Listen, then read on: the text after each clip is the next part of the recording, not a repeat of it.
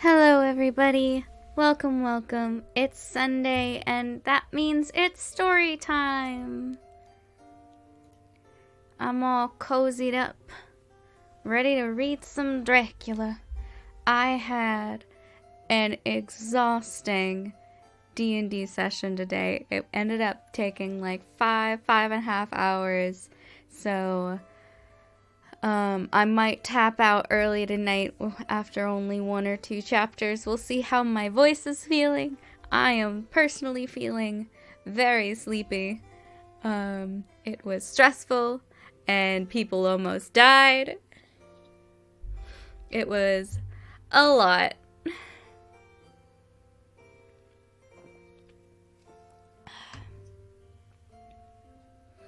But I have added a couple new pieces to our classical music playlist. So we've got some harpsichord in with our organ, yeah,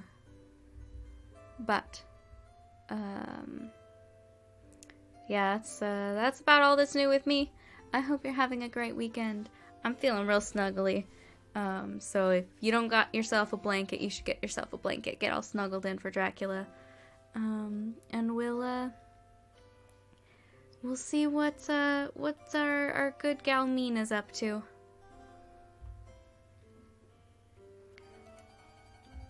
So we are now on chapter 7. Having just left off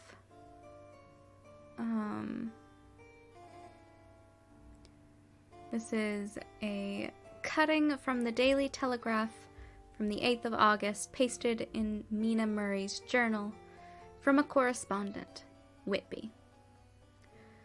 One greatest and suddenest storms on record has just been experienced here, with results both strange and unique. The weather had been somewhat sultry, but not to any degree uncommon in the month of August.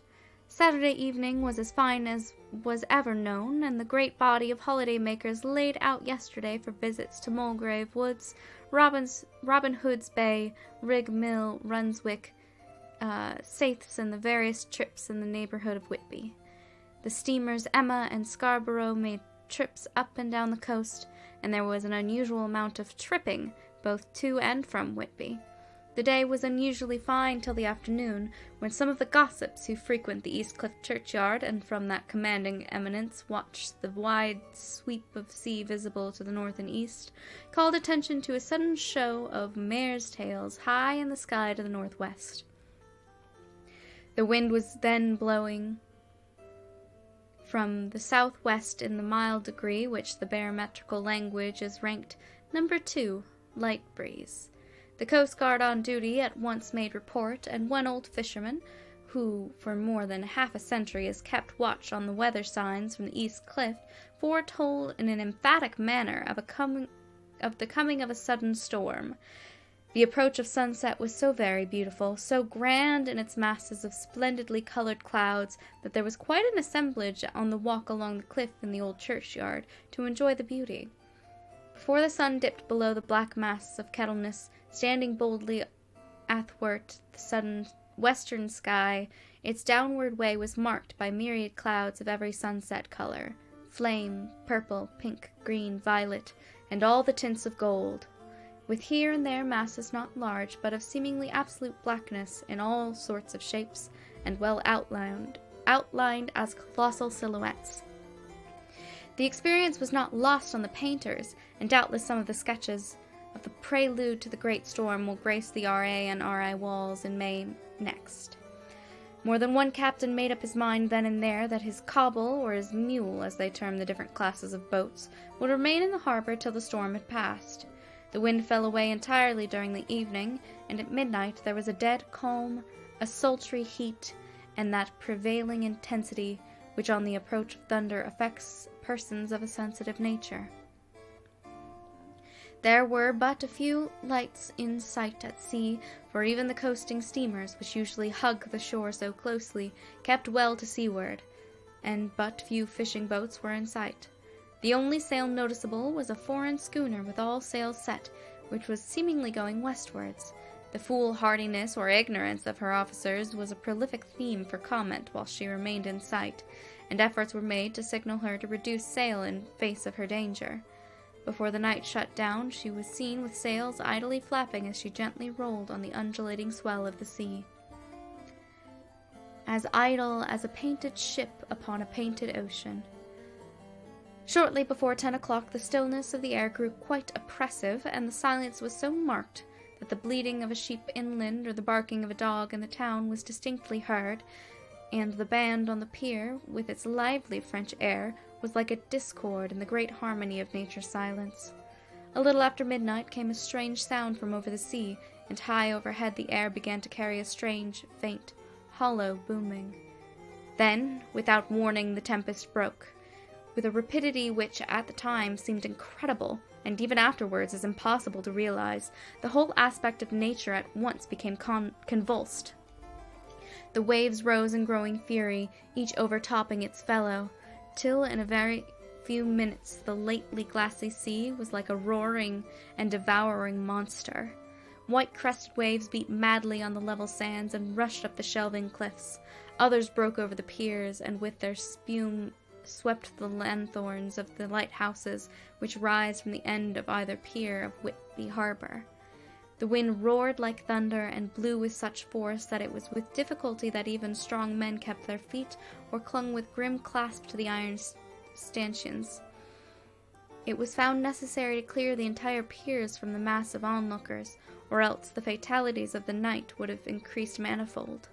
To add to the difficulties and dangers of the time, masses of sea fog came drifting inland, white wet clouds which swept in by ghostly fashion, so dank and damp and cold that it needed but little effort of imagination to think that the spirits of those lost at sea were touching their living brethren with clammy hands of death, and many a one shuddered as the wreaths of sea mist swept by.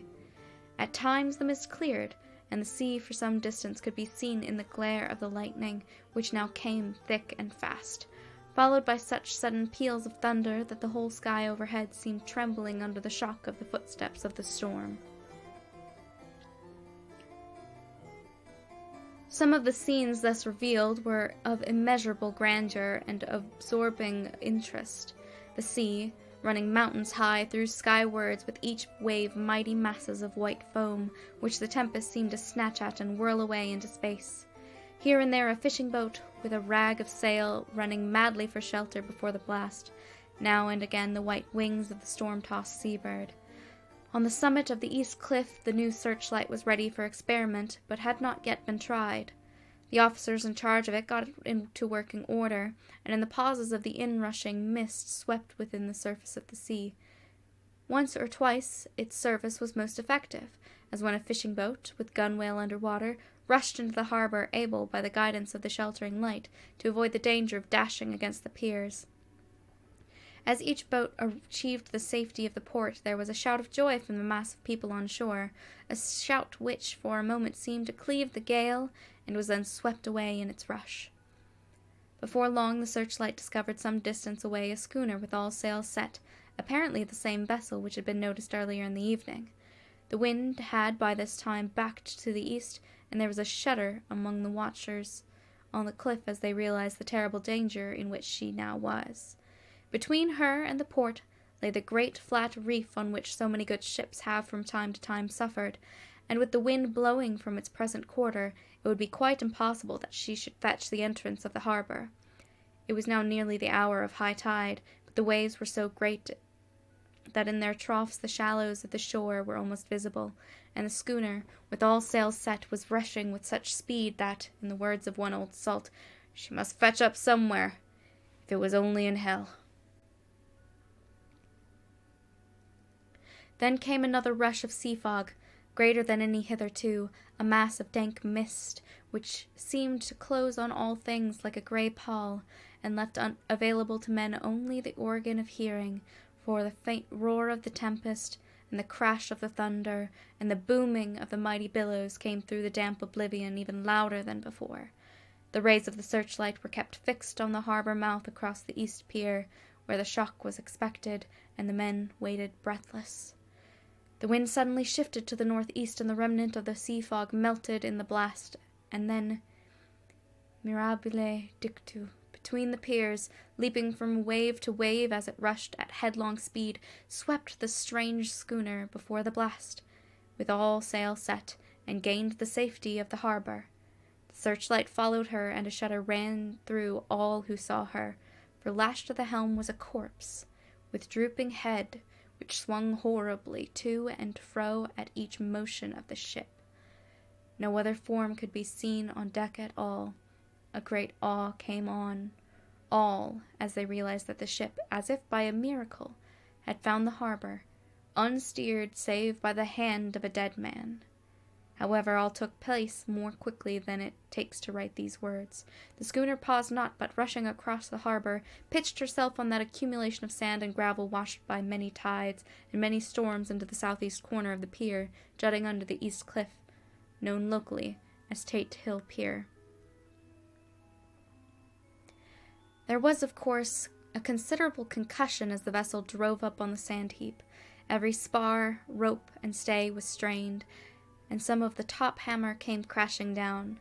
But strangest of all, the very instant the shore was touched, an immense dog sprang up on deck from below, as if shot up by the concussion, and running forward jumped from the bow on the sand, making straight for the steep cliff where the churchyard hangs over the laneway to the east pier so steeply that some of the flat tombstones, thrustones or throughstones as they call them in Whitby vernacular, actually project over where the sustaining cliff has fallen away. It disappeared in the darkness, which seemed intensified just beyond the focus of the searchlight. It so happened that there was no one at the moment on Tate Hill Pier, as all those whose houses are in close proximity were either in bed or were out on the heights above. Thus the Coast Guard on duty on the eastern side of the harbor, who once ran down to the little pier, was the first to climb on board. The men working the searchlight, after scouring the entrance of the harbor without seeing anything, then turned the light on the derelict and kept it there. The Coast Guard ran aft, and when he came beside the wheel, bent over to examine it, and recoiled at once, as though under some sudden emotion. This seemed to pique general curiosity, and quite a number of people began to run. It is a good way round from the west cliff by the drawbridge to Tate Hill Pier, but your correspondent is a fairly good runner, and came well ahead of the crowd. When I arrived, however, I found already assembled on the pier a crowd, whom the Coast Guard and police refused to allow to come on board. By the courtesy of the chief boatman, I was, as your correspondent, permitted to climb on deck, and was one of a small group who saw the dead seaman whilst actually lashed to the wheel. It was no wonder that the Coast Guard was surprised, or even awed, for not often can such sight have been seen. The man was simply fastened by his hands, tied one over the other, to a spoke of the wheel. Between the inner hand of the wood and the wood was a crucifix, and set of beads on which had been fastened between both wrists and wheel, and all kept fast by the binding cords.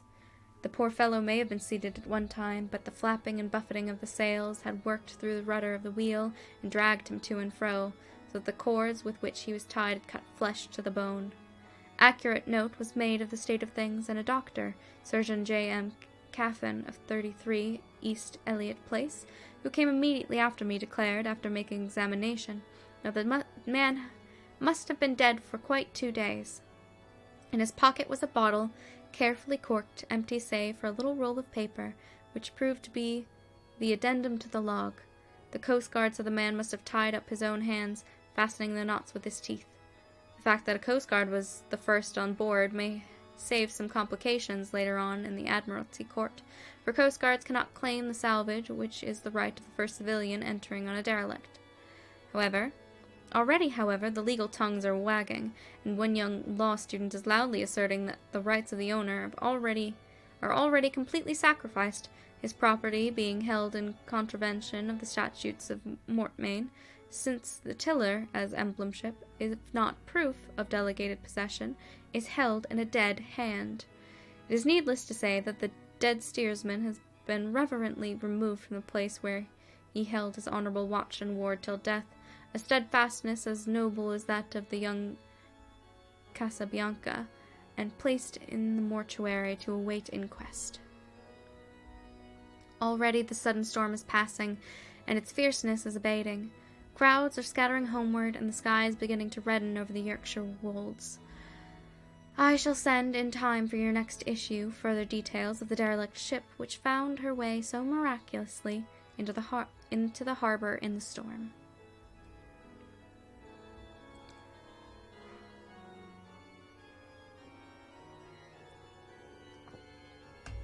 Whitby, 9th of August. The sequel to the strange arrival of the derelict in the storm last night is almost more startling than the thing itself. It turns out that the schooner is a Russian from Varna and is called the Demeter. She is almost entirely in ballast of silver sand, and with only a small amount of cargo, a number of great wooden boxes filled with mold.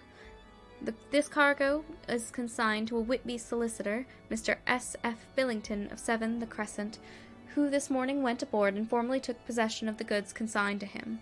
The Russian consul, too, acting for the charter party, took formal possession of the ship and paid all harbor dues, etc. Nothing is talked about here today except the strange coincidence. The officials of the Board of Trade have been most exacting in seeing that every compliance has been made with existing regulations. As the matter is to be a 9 days' wonder, they are evidently determined that there shall be no cause of after complaint. A good deal of interest was abroad concerning the dog which landed when the ship struck, and more than a few members of the SPCA, which is very strong at Whitby, have tried to befriend the animal. To the general disappointment, however, it was not to be found. It seems to have disappeared entirely from the town. It may be that it was frightened and made its way on to the moors, where it is still hiding in terror. There are some who would look with dread on such a possibility, lest later it should be in itself become a danger, for it is evidently a fierce brute. Early this morning, a large dog, a half-bred mastiff belonging to a coal merchant close to Tate Hill Pier, was found dead in the roadway opposite to its master's yard. It had been fighting, and manifestly had had a savage opponent, for its throat was torn away, and its belly was slit open, as if with a savage claw. Later. By the kindness of the Board of Trade Inspector, I have been permitted to look over the logbook of the Demeter, which was in order up to within 3 days, but contained nothing of special interest except as to the facts of missing men. The greatest interest, however, is in regard to the paper found in the bottle, which was today produced at the inquest, and a more strange narrative than the two between them unfold. It has not been my lot to come across. As there is no motive for concealment, I am permitted to use them, and accordingly send you a rescript, simply omitting technical details of seamanship and supercargo.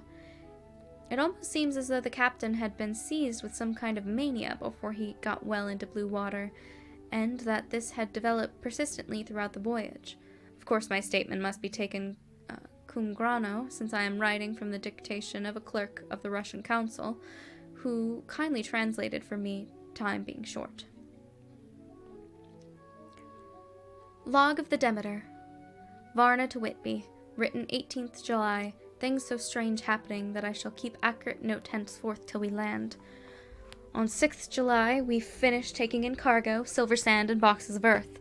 At noon set sail, east wind fresh, crew 5 hands, 2 mates, cook, and myself, captain. On 11 July, at dawn, entered Bosphorus, boarded by Turkish customs officers, bakshish all correct, underway at 4 p.m. On 12th July, through Dardanelles, more customs officers and flagboat of guarding squadron, bakshish again, work of officers thorough but quick, want us off soon, at dark passed into archipelago. On 13th July, passed Cape Matapan, crew dissatisfied about something, seemed scared, but would not speak out. On 14th July, was somewhat anxious about crew. Men all steady fellows who sailed with me before. Mate could not make out what was wrong, they only told him there was something, and crossed themselves. Mate lost temper when one of them that day struck him. Expected fierce quarrel, but all was quiet. On 16th July, mate reported in the morning that one of the crew, Petrovsky, was missing. Could not account for it. Took larboard watch 8 bells last night, was relieved by Abramov, but did not go to bunk. Men more downcast than ever. All said they expected something of the kind, but would not say more than there was something aboard. Mate, getting very impatient with them, feared some trouble ahead. On 17th July, yesterday, one of the men, Olgarin, came to my cabin and in an awestruck way confided to me that he thought there was a strange man aboard the ship. He said that in his watch he had been sheltering behind the deck-house, as there was a rainstorm, when he saw a tall, thin man, who was not like any of the crew, come up the companionway and go along the deck forward and disappear. He followed cautiously, but when he got to the bows he found no one, and the hatchways were all closed. He was in a panic of superstitious fear, and I am afraid the panic may spread. To allay it, I shall today search entire ship carefully from stem to stern. Later in the day I got together the whole crew and told them, as they evidently thought there was someone in the ship, we would search from stem to stern. First mate, angry, said it was folly, and to yield to such foolish ideas would demoralize the men, said he would engage to keep them out of trouble with a handspike. I let him take the helm, while the rest began thorough search, all keeping abreast with lanterns. We left no corner unsearched. As there were only the big wooden boxes, there were no odd corners where a man could hide. Men much relieved when search was over and went back to work cheerfully. First mate scowled, but said nothing. 22nd July. Rough weather last 3 days, and all hands busy with sails. No time to be frightened. Men seem to have forgotten their dead. Mate cheerful again, and all on good terms. Praised men for work in bad weather. Praised Gibraltar and out through straits. Past Gibraltar and out through straits. All well. 24th July. There seems some doom over the ship. Already a hand short and entering on the Bay of Biscay with wild weather ahead, and yet last night another man lost. Disappeared. Like the first, he came off his watch and was not seen again. Men all in a panic of fear sent around Robin, asking to have double watch as they fear to be alone. Mate angry, fear there will be some trouble, as either he or the men will do some violence. 28th July. 4 days in hell, knocking about in a sort of maelstrom, and the wind a tempest. No sleep for anyone, men all worn out. Hardly know how to set a watch, since no one fit to go on. Second mate volunteered to steer and watch and let men snatch a few hours' sleep. Wind abating. Seas still terrific, but feel them less as ship is steadier. 29th July. Another tragedy. Had single watch tonight, as crew too tired to double. When morning came on deck, could find no one except steersman. Raised outcry and all came on deck. Thorough search, but no one found. Are now without second mate and crew in panic. Mate and I agreed to go armed henceforth and wait for any sign of cause. 30th July. Last night, rejoiced we are nearing England. Weather fine, all sails set. Retired worn out. Slept soundly, awakened by mate telling me that both men of watch and steersman missing. Only self and mate and 2 hands left to work ship. 1st of August. 2 days of fog and not a sail sighted. Had hoped when in the English Channel to be able to signal for help or get in somewhere. Not having power to work sails, have to run before wind. Dare not lower, as could not raise them again. We seem to be drifting some terrible doom. Mate now more demoralized than either of men. His stronger nature seems to have worked inwardly against himself. Men are beyond fear, working stolidly and patiently, with minds made up to the worst. They are Russian, he Romanian. 2nd August, midnight. Woke up a few minutes' sleep by hearing a cry seemingly outside my port. Could not see anything in fog, rushed on deck and ran against mate. Tells me heard cry and ran, but no signs of man on watch. One more gone. Lord help us, mate says we must be past Straits of Dover, as in a moment of fog lifting he saw North Foreland, just as he heard the man cry out. If so, we are now off in the North Sea, and only God can guide us in the fog, which seems to move with us, and God seems to have deserted us. 3rd August. At midnight I went to relieve the man at the wheel, and when I got to it, found no one there. The wind was steady, and as we ran before it, there was no yawning. I dared not leave it, so shouted for the mate. After a few seconds he rushed up on deck in flannels. He looked wild-eyed and haggard, and I greatly fear his reason has given way. He came close to me and whispered hoarsely, with his mouth to my ear as though fearing the very air might hear. It is here. I know it now. On the watch last night I saw it. Like a man tall and thin and ghastly pale. It was in the bows, and looking out. I crept behind it and gave it my knife, but the knife went through it, empty as the air. And as he spoke, he took his knife and drove it savagely into space. Then he went on, "But it is here, and I'll find it. It is in the hold, perhaps in one of those boxes. I'll unscrew them one by one and see. You work the helm." And without a warning, and with a warning look and his finger on his lip, he went below. There was a springing up a choppy wind, and I could not leave the helm. I saw him come out on deck again with a tool chest and a lantern and go down the forward hatchway. He is mad, stark, raving mad, and it's no use my trying to stop him. He can't hurt those big boxes. They are invoiced as clay, and to pull them about is as harmless a thing he can do. So here I stay and mind the helm and write these notes. I can only trust in God and wait till the fog clears. Then, if I can't steer to any harbor with the wind that is, I shall cut down the sails and lie by and signal for help.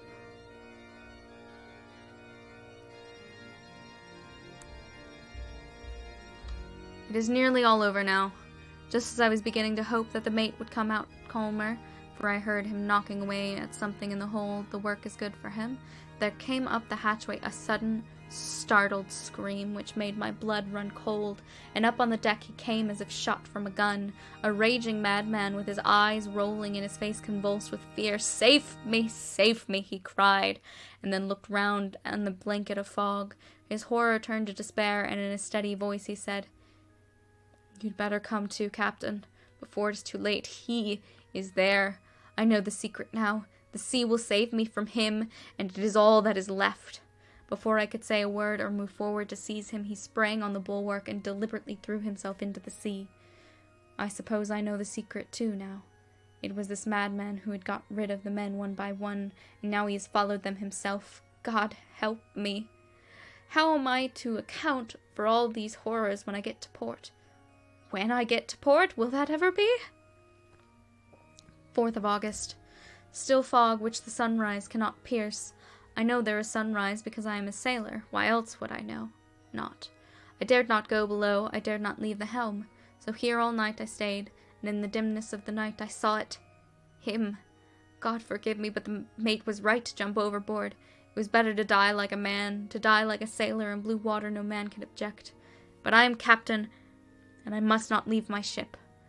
But I shall baffle this fiend or monster, for I shall tie my hands to the wheel when my strength begins to fail, and along with them I shall tie that which it, dare not touch. And then, come good wind or foul, I shall save my soul and my honor as a captain. I am growing weaker, and the night is coming. If he can look me in the face again, I may not have time to act. If we are wrecked, mayhap this bottle may be found, and those who find it may understand. If not, well, then all men shall know that I have been true to my trust. God and the Blessed Virgin and the saints help a poor ignorant soul trying to do his duty. Of course the verdict was an open one. There is no evidence to adduce, and whether or not the man himself committed the murders there is now none to say. The folk here are almost universally that the captain is simply a hero, and he is to be given a public funeral. Already it is arranged that his body is to be taken with the train of boats up the Esk for a piece and then brought back to Tate Hill Pier, and up the Abbey steps, for he is to be buried in the churchyard on the cliff.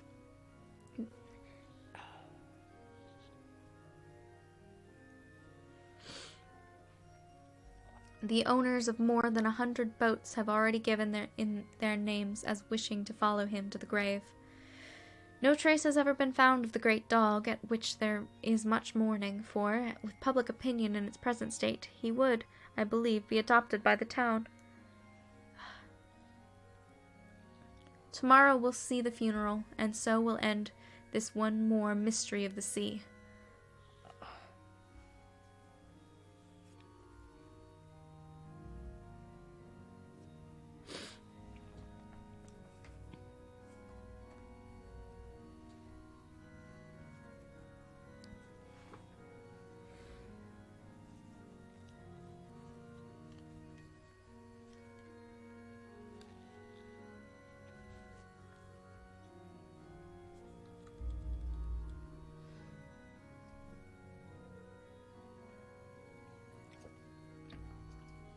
Mina Murray's Journal, 8th of August.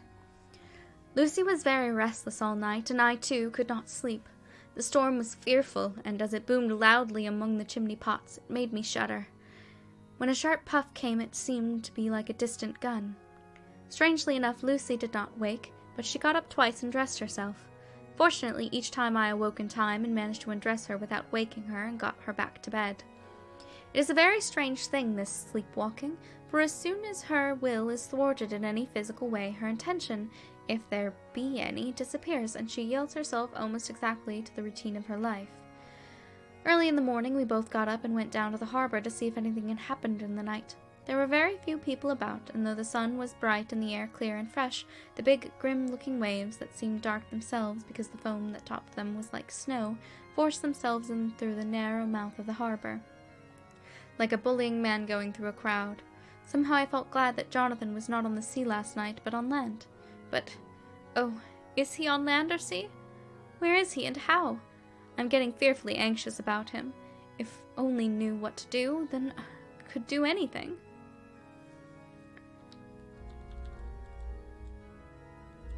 10th of August. The funeral of the poor sea captain today was most touching. Every boat in the harbour seemed to be there, and the coffin was carried by captains all the way from Tate Hill Pier up to the churchyard. Lucy came with me and went early to our old seat, whilst the cortege of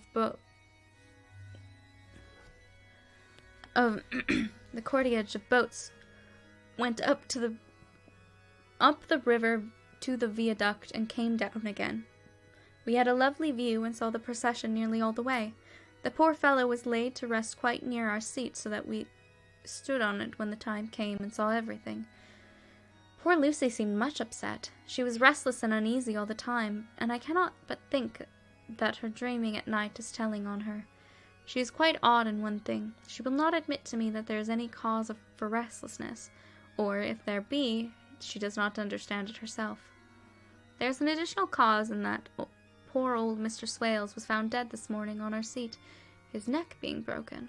He had evidently, as the doctor said, fallen back in the seat in some sort of fright, for there was a look of fear and horror on his face that the men said made them shudder. Poor dear old man! Perhaps he had seen death with his dying eyes. Lucy is so sweet and sensitive that she feels influences more acutely than other people do. Right now she is quite upset by a little thing which I did not much heed, though I am myself very fond of animals. One of the men who came up here often to look for the boats was followed by his dog. The dog is always with him. They are both quiet persons, and I never saw the man angry, nor heard the dog bark. During the service the dog would not come to its master, who was on the seat with us, but kept a few yards off, barking and howling. Its master spoke to it gently, and then harshly, and then angrily, but it would neither come nor cease to make a noise. It was in a sort of fury, with its eyes savage, and all its hairs bristling out like a cat's tail when puss is on the war-path. Finally the man, too, got angry and jumped down and kicked the dog, and then took it by the scruff of the neck and half dragged and half threw it on the tombstone on which the seat is fixed. The moment it touched the stone, the poor thing became quiet and fell all into a tremble. It did not try to get away, but crouched down, quivering and cowering, and was in such a pitiable state of terror that I tried, though without effort, to comfort it. Lucy was full of pity too, but she did not attempt to touch the dog, but looked at it in an agonized sort of way. I greatly fear that she is too supersensitive a nature to go through the world without trouble. She will be dreaming of this tonight, I am sure.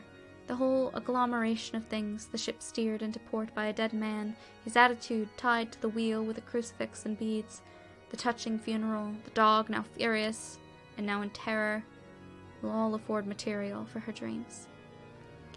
I think it will be best for her to go to bed tired out physically, so I shall take her for a long walk by the cliffs up to Robin Hood's Bay and back. She ought not have much inclination for sleepwalking then. Chapter 8, Mina Murray's Journal. Same day, 11 o'clock p.m.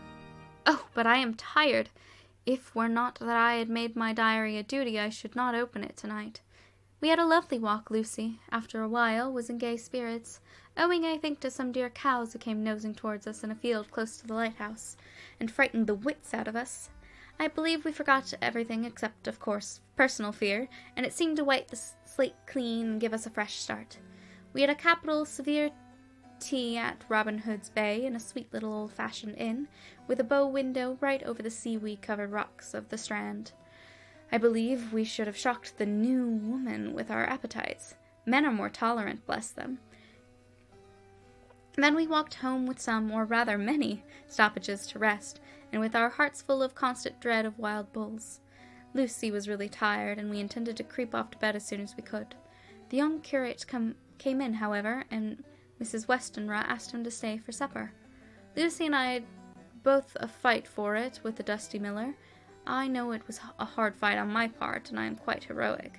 I think that some day the bishops must get together and see about breeding up a new class of curates who don't take supper, no matter how they may be pressed to, and who will know when girls are tired. Lucy is asleep and breathing softly. She has more color in her cheeks than usual, and looks, oh, so sweet. If Mr. Holmwood fell in love with her seeing her only in the drawing-room, I wonder what he would say if he saw her now. Some of the new women writers will some day start an idea that men and women should be allowed to see each other asleep before proposing or accepting, but I suppose the new woman won't condescend in future to accept. She will do that. She will do the proposing herself, and a nice job she will make of it, too. There's some consolation in that. I am so happy tonight, because dear Lucy seems better. I really believe she has turned the corner, and that we are over her troubles with dreaming. I should be quite happy if I only knew if Jonathan... God bless and keep him. 11th of August, 3 a.m. Diary again. No sleep now, so I may as well write. I am too agitated to sleep.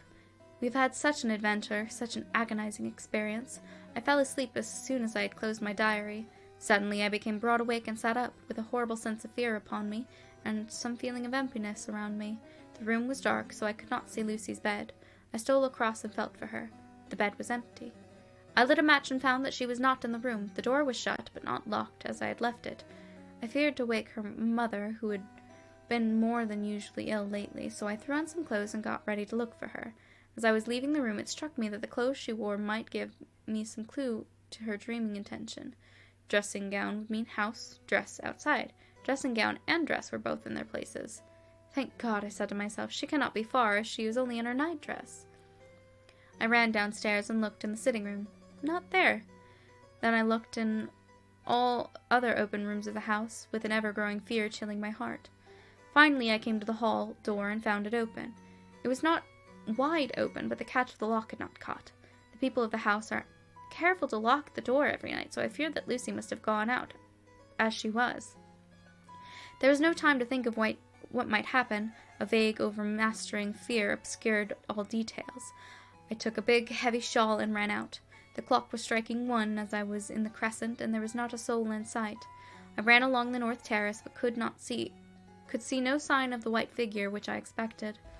At the edge of the west cliff above the pier, I looked across the harbor to the east cliff, in the hope or fear, I don't know which, of seeing Lucy in our favorite seat. There was a bright full moon, with heavy black driving clouds, which threw the whole scene into a fleeting diorama of light and shade as they sailed across. For a moment or two I could see nothing, as the shadow of the cloud obscured St. Mary's Church and all around it. Then, as the cloud passed, I could see the ruins of the abbey coming into view, and, as the edge of the narrow band of light,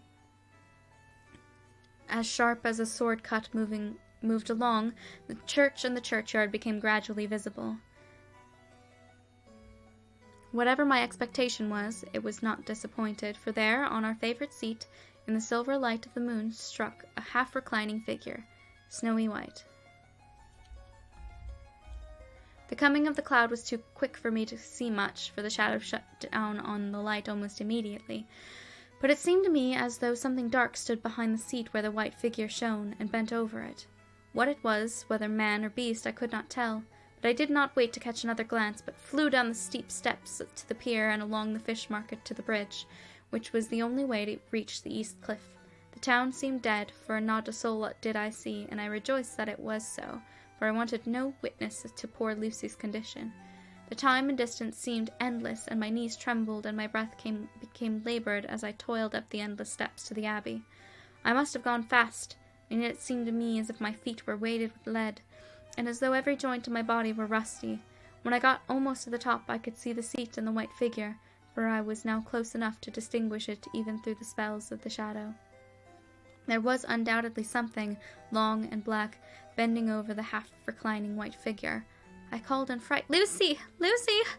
And something raised a head, and from where I was I could see the white face and red gleaming eyes. Lucy did not answer, and I ran on to the entrance of the churchyard. As I entered, the church was between me and the seat, and for a minute or so I lost sight of her. When I came into view again, the cloud had passed, and the moonlight struck so brilliantly I could see Lucy half reclining with her head lying over the back of the seat. She was quite alone, and there was not a sign of any living thing around. When I bent over her, I could see that she was still asleep. Her lips were parted, and she was breathing, not softly as usual with her, but in long, heavy gasps, as though striving to get her lungs full at every breath. As I came close, she put up her hand in her sleep and pulled the collar of her nightdress close around her throat. While she did so, there came a little shudder through her, as though she felt very cold. I flung the warm shawl over her and drew the edges tight around her neck, for I dreaded lest she should get some deadly chill from the night air, unclad as she was. I feared to wake her all at once, so, in order to have my hands free that I might help her, I fastened the shawl at her throat with a big safety pin, but I must have been clumsy in my anxiety and pinched or pricked her with it, for by and by, when her breathing came quieter, she put her hand to her throat again and moaned. When I had her carefully wrapped up, I put my shoes on her feet and then began very gently to wake her. At first she did not respond, but gradually she became more and more uneasy in her sleep, moaning and sighing occasionally. At last, as time was passing fast, and for many other reasons I wished to get her home at once, I shook her more forcibly, till finally she opened her eyes and awoke. She did not seem surprised to see me, as of course she did not realize at all where she was. Lucy always wakes prettily, and even at such a time, when her body must have been chilled with cold, and her mind somewhat appalled at waking unclad in a churchyard at night, she did not lose her grace. She trembled a little, and clung to me. When I told her to come at once with me home, she rose without a word, with the obedience of a child. As we passed along, the gravel hurt my feet, and Lucy noticed me wince. She stopped and wanted to insist upon my taking my shoes, but I would not. However, when we had got to the pathway outside the churchyard, where there was a puddle of water remaining from the storm, I daubed my feet with mud, using each foot in turn on the other, so that, as we went home, no one, in case we should meet any, should notice my bare feet. Fortune favored us, and we got home without a word.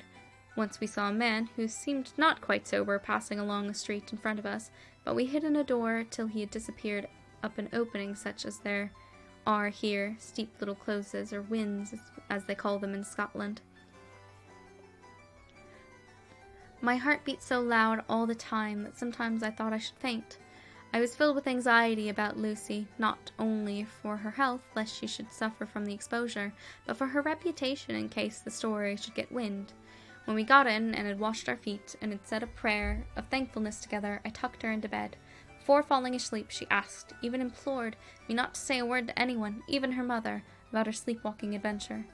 I hesitated at first to promise, but on thinking of the state of her mother's health, and how the knowledge of such a thing would fret her, and thinking too of how such a story might become distorted, nay, infallibly would, in case it should leak out, I thought it was wiser to do so.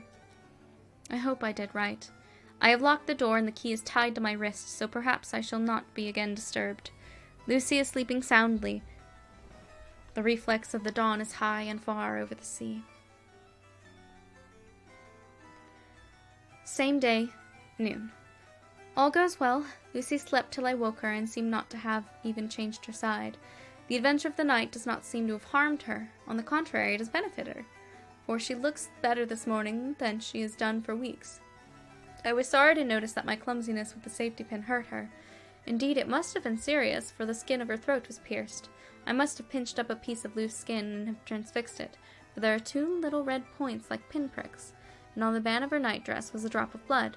When I apologized and was concerned about it, she laughed and petted me, and said she did not even feel it. Fortunately, it cannot leave a scar, as it is so tiny. Same day, night. We passed a happy day. The air was clear and the sun bright, and there was a cool breeze. We took our lunch to Mulgrave Woods, where Miss Westenra driving by the road and Lucy and I walking by the cliff path and joining her at the gate. I felt a little sad for myself, for I could not but feel how absolutely happy it would have been to had Jonathan. For I could not but feel how absolutely happy it would have been had Jonathan been with me. But there, I must only be patient. In the evening we strolled in the casino terrace and heard some good music by Spohr and Mackenzie, and went to bed early. Lucy seems more restful than she has been for some time, and fell asleep at once. I shall lock the door and secure the key the same as before, though I do not expect any trouble tonight. 12th of August. My expectations were wrong, for twice during the night I was awakened by Lucy trying to get out. She seemed, even in her sleep, to be a little impatient at finding the door shut, and went back to bed under a sort of protest. I woke with the dawn and heard the birds chirping outside the window.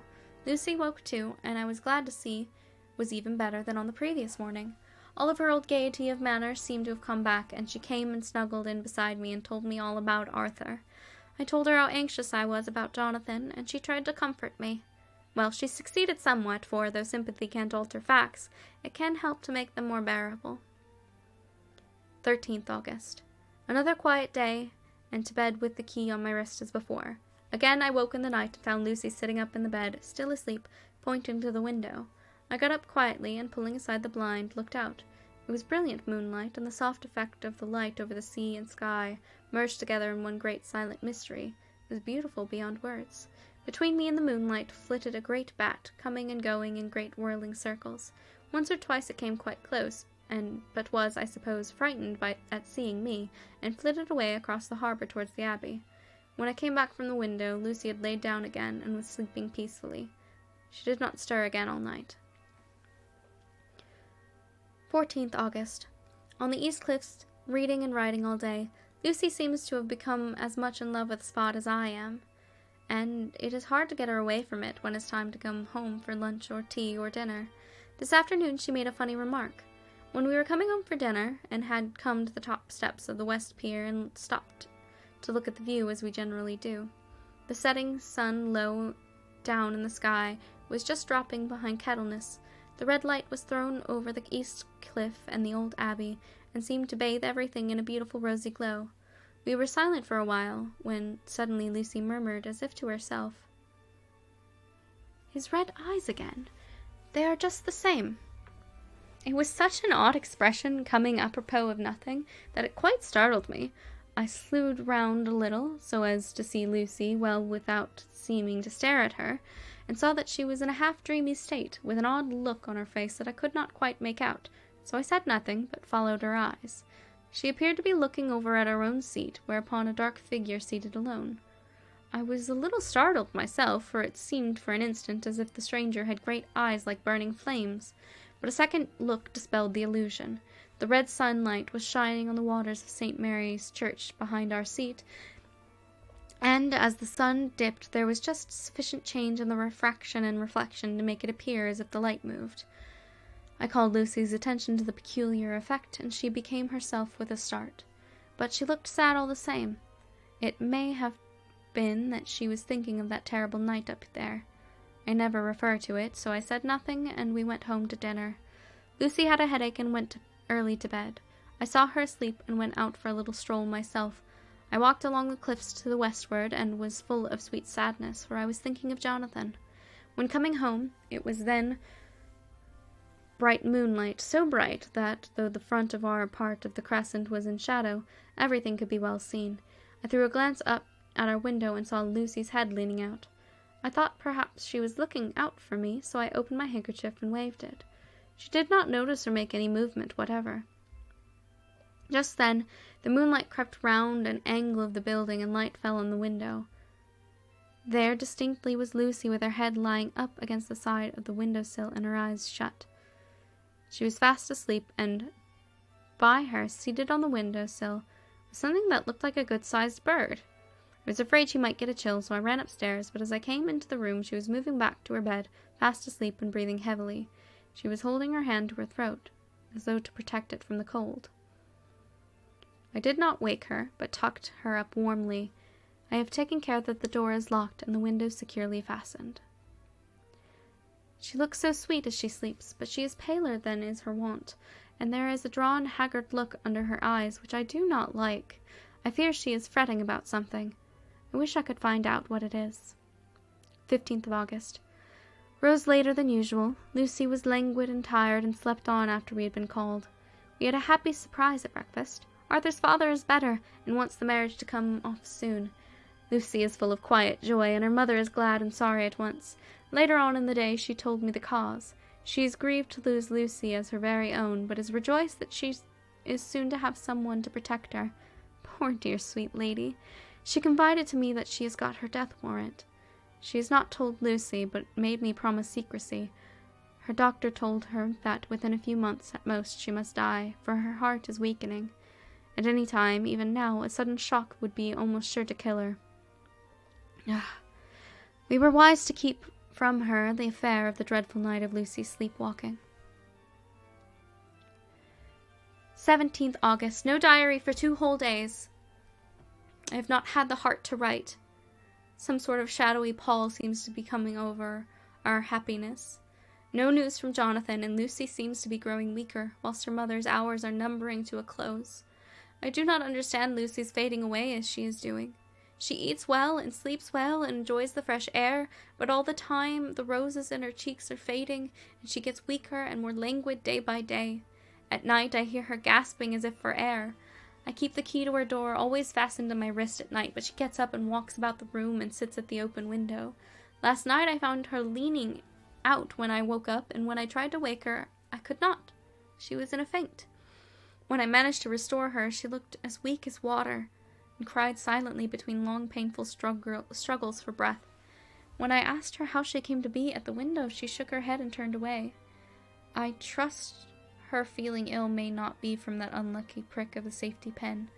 I looked at her throat just now as she lay asleep. The tiny wounds seem not to have healed. They are still open, and, if anything, larger than before, and the edges of them are faintly white. They are like little white dots with red centers. Unless they heal within a day or 2, I shall insist on the doctor seeing about them. Letter, Samuel F. Billington and Sons, Solicitors, Whitby, to Messrs. Carter, Peterson and Company, London. 17th August. Dear Sirs, herewith please receive the invoice of goods sent by Great Northern Railway. Same are to be delivered at Carfax, near Purfleet, immediately on receipt at goods station King's Cross. The house is at present empty, but enclosed please find keys, all of which are labelled. You will please deposit the boxes, 50 in number, which form the consignment, in the partially ruined building forming part of the house and marked A on rough diagram enclosed. Your agent will easily recognize the locality, as it is the ancient chapel of the mansion. The goods leave the train at 9:30 tonight, and will be due at King's Cross at 4:30 tomorrow afternoon. As our client wishes delivery made as soon as possible, we shall be obliged by your having teams ready at King's Cross at the time named, and forthwith conveying the goods to destination. In order to obviate any delays possible through any routine requirements as to payments in your departments, we enclose check herewith for £10, receipt of which please acknowledge. Should the charge be less than this amount, you can return the balance. If greater, we shall at once send check for difference on hearing from you.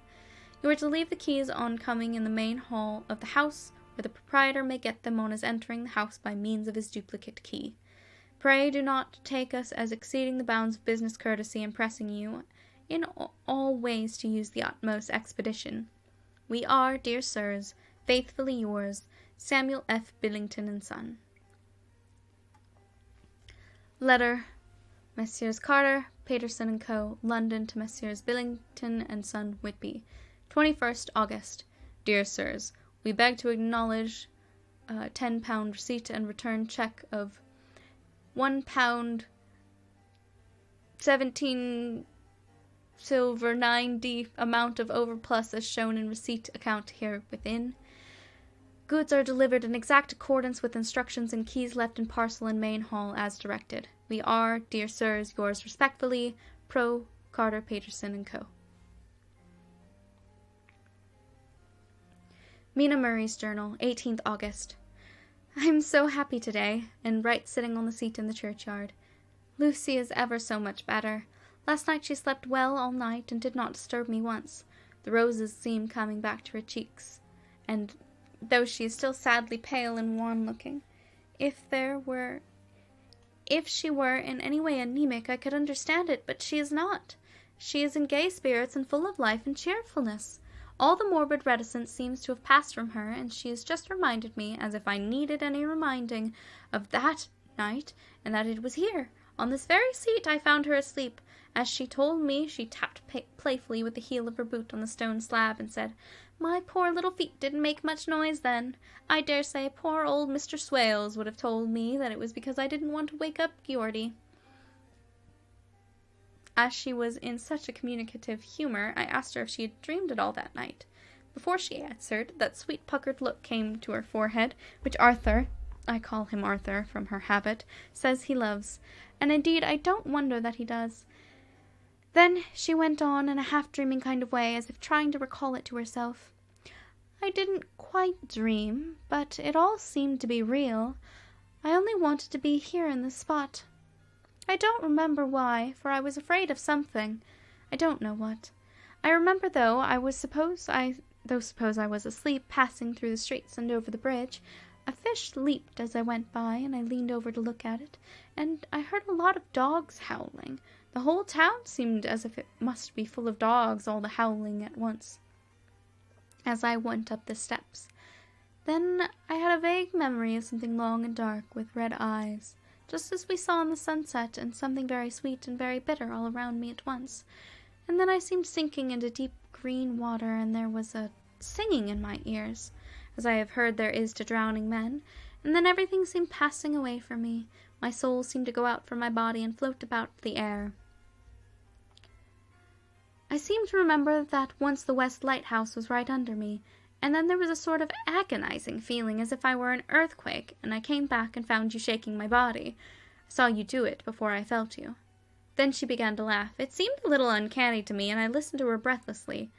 I did not quite like it, and thought it better not to keep her mind on the subject, so we drifted on to other subjects, and Lucy was like her old self again. When we got home, the fresh breeze had braced her up, and her pale cheeks were really more rosy. Her mother rejoiced when she saw her, and we all spent a very happy evening together. 17th August. Joy, joy, joy! Although not all joy. At last! News of Jonathan. The dear fellow has been ill. That is why he did not write. I am not afraid to think or say it, now that I know. Mr. Hawkins sent me on the letter, and wrote himself, oh, so kindly, I am to leave in the morning and go over to Jonathan, to help to nurse him if necessary, and bring him home. Mr. Hawkins says it would not be a bad thing if we were to be married out there. I have cried over the good sister's letter till I can feel it wet against my bosom where it lies. It is of Jonathan, and must be next to my heart, for he is in my heart. My journey is all mapped out and my luggage ready. I am only taking one change of dress. Lucy will bring my trunk to London and keep it till I send for it, for it may be that I must write no more. I must keep it to say to Jonathan, my husband. The letter that he has seen and touched must comfort me till we meet. Letter. Sister Agatha, Hospital of St. Joseph and St. Mary, Budapest, the Miss Wilhelmina Murray. 12th August. Dear Madame, I write by desire of Mr. Jonathan Harker, who is himself not strong enough to write, though progressing well, thanks to God and St. Joseph and St. Mary. He has been under our care for nearly 6 weeks, suffering a violent brain fever. He wishes me to convey his love, and to say that by this post I write for him to Mr. Peter Hawkins, Exeter, to say, with his dutiful respects, that he is sorry for his delay, and that all of his work is completed. He will require some few weeks' rest in our sanatorium in the hills, but will then return. He wishes me to say that he has not sufficient money with him, and that he would like to pay for his staying here, so the others who need shall not be wanting for help. Believe me, yours with sympathy and all blessings, Sister Agatha. P.S. My patient being asleep, I open this to let you know something more. He has told me all about you, and that you are shortly to be his wife. All blessings to you both. He has had some fearful shocks, so says our doctor, and in his delirium his ravings have been dreadful, of wolves and poison and blood, of ghosts and demons, and I fear of what to say. Be careful with him, always, that there may be nothing to excite him of this kind for a long time to come. The traces of such illness as his do not lightly die away.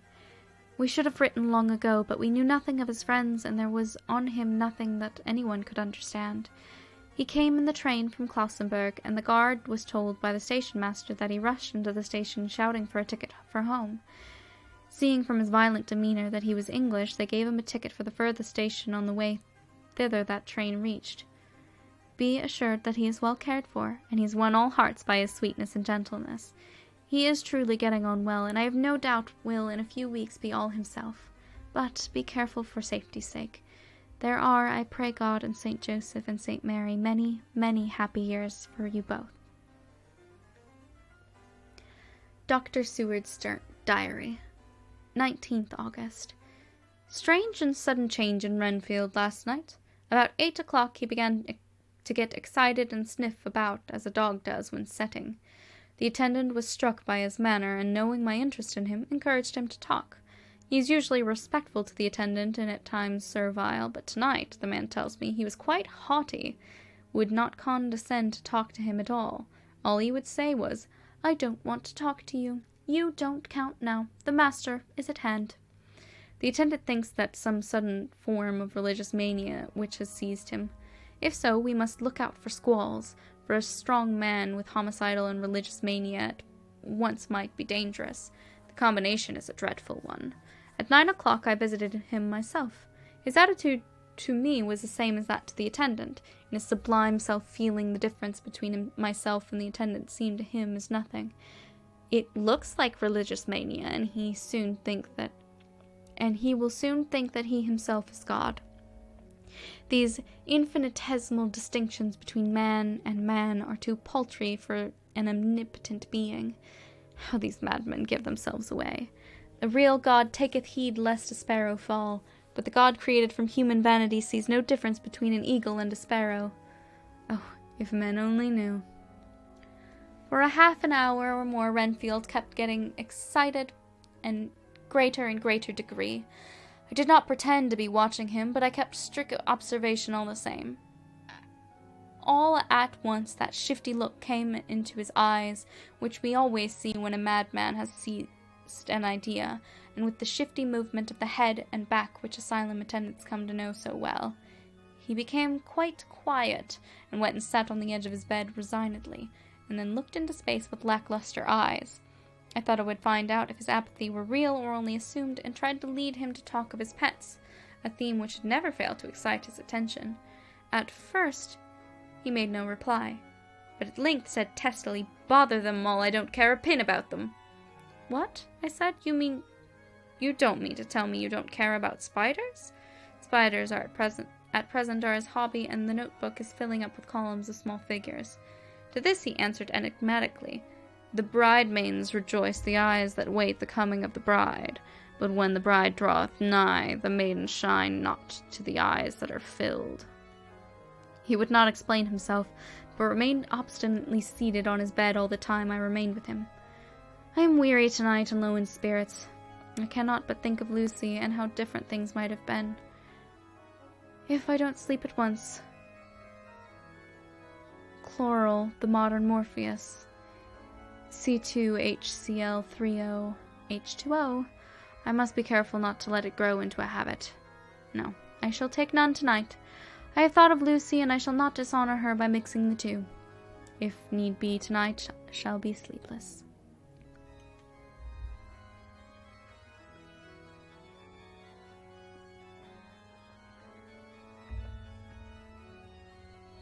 Later. Glad I made the resolution. gladder that I kept to it. I had lain tossing about and had heard the clock strike only twice when the night watchman came to me, sent up from the ward to say that Renfield had escaped. I threw on my clothes and ran down at once. My patient is too dangerous a person to be roaming about. Those ideas of his might work out dangerously with strangers. The attendant was waiting for me. He said that he had seen him not 10 minutes before, seemingly asleep in his bed, when he had looked through the observation trap in the door. His attention was called by the sound of the window being wrenched out. He ran back and saw his feet disappear through the window, and it at once sent up for me. He was only in his night gear, and cannot be far off. The attendant thought it would be more useful to watch where he should go than to follow him, as he might lose sight of him whilst getting out of the building by the door. He is a bulky man and couldn't get through the window. I am thin, so with his aid I got out, but feet foremost, and as we were only a few feet above ground, landed unhurt. The attendant told me the patient had gone to the left and had taken a straight line, so I ran as quickly as I could. As I got through the belt of trees, I saw a white figure scale the high wall which separates our grounds from those of the deserted house. I ran back at once, told the watchman to get 3 or 4 men immediately and follow me to the grounds of Carfax, in case our friends might be dangerous. I got a ladder myself, and crossing the wall, dropped down on the other side. I could see Renfield's figure just disappearing behind the angle of the house, so I ran after him. On the far side of the house, I found him pressed close against the old iron-bound oak door of the chapel. He was talking, apparently to someone, but I was afraid to go near enough to hear what he was saying, lest I might frighten him and he should run off. Chasing an errant swarm of bees is nothing to following a naked lunatic when the fit of escaping is upon him. After a few minutes, however, I could see that he did not take note of anything around him, and so ventured to draw nearer to him, the more so as my men had now crossed the wall and were closing him in. I heard him say, "I am here to do your bidding, master. I am your slave, and you will reward me, for I shall be faithful. I have worshipped you long and afar off. Now that you are near, I await your commands, and you will not pass me by. Will you, dear master, in your distribution of good things?" He is a selfish old beggar, anyhow. He thinks of the loaves and fishes even when he believes he is in a real presence. His manias make a startling combination. When we closed in on him, he fought like a tiger. He is immensely strong, for he was more like a wild beast than a man. I never saw a lunatic in such paroxysm of rage before, and I hope I shall not again. It is a mercy that we found out his strength and his danger in good time. With strength and determination like his, he might have done wild work before he was caged. He is safe now at any rate. Jack Shepherd himself couldn't get free of the strait waistcoat that keeps him chained, and he's chained to a wall in the padded room. His cries are at times awful, but the silences that follow are more deadly still, for he means murder in every turn and movement. Just now he spoke coherent words for the first time. "I shall be patient, master. It is coming. Coming. Coming." So I took the hint and came to. I was excited to sleep, but this diary has quieted me, and I feel I shall get some sleep tonight.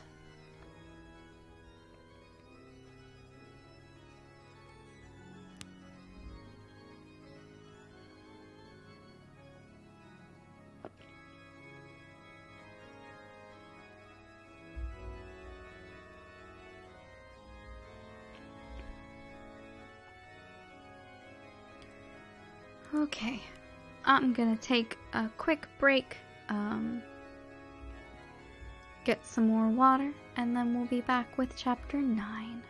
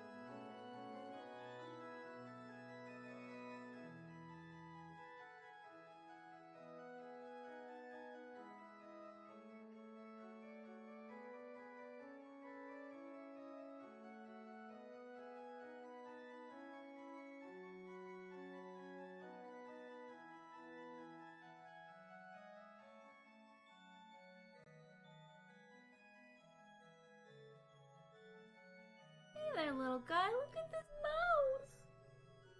I shall call you Trevor. Organ music nice.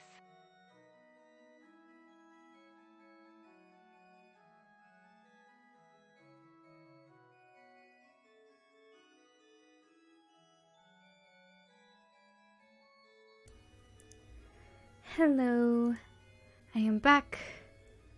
I have gotten some water. Hi, Levi. Thank you for the resub for 19 months. That's so many months. The organ music is nice. It's been very nice to just have kind of chilling in the background.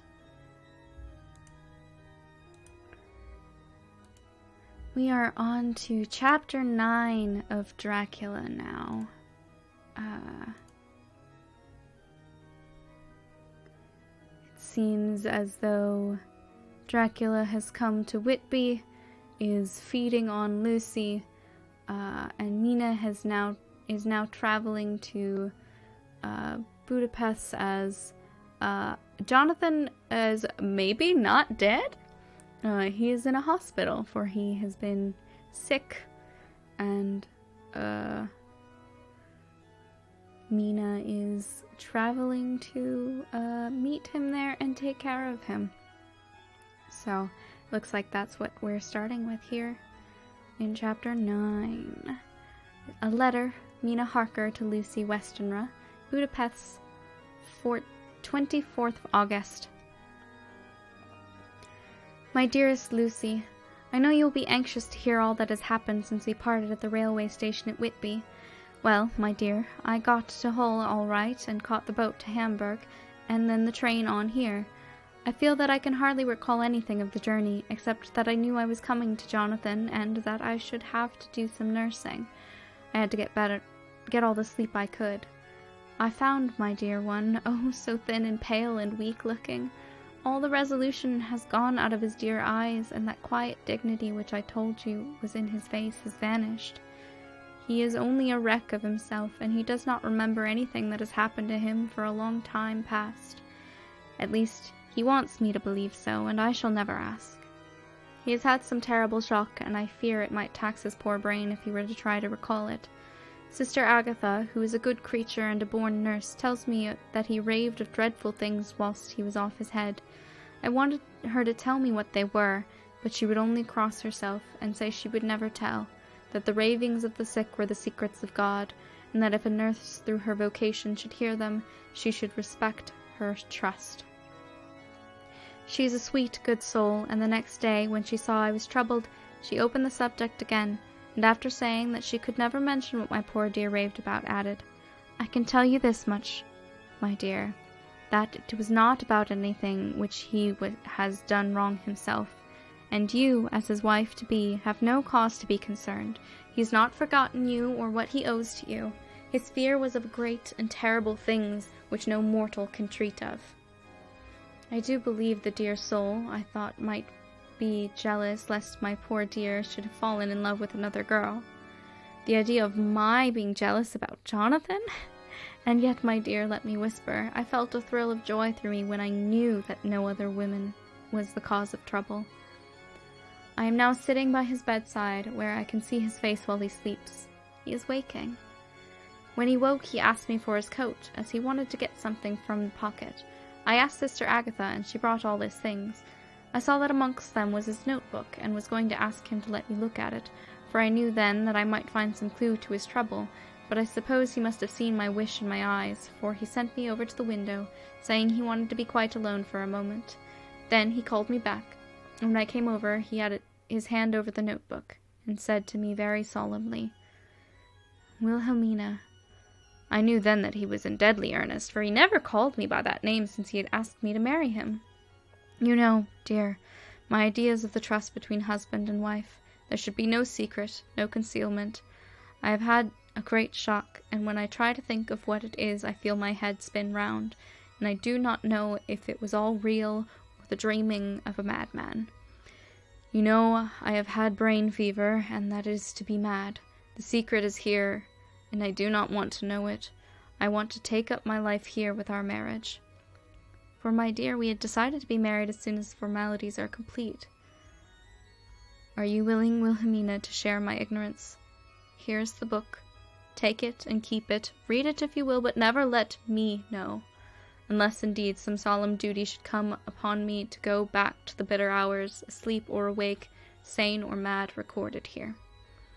He fell back exhausted, and I put the book under his pillow and kissed him. I have asked Sister Agatha to beg the Superior to let our wedding be this afternoon, and am waiting her reply. She has come and told me that the chaplain of the English Mission Church has been sent for. We are to be married in an hour, or as soon after as Jonathan wakes.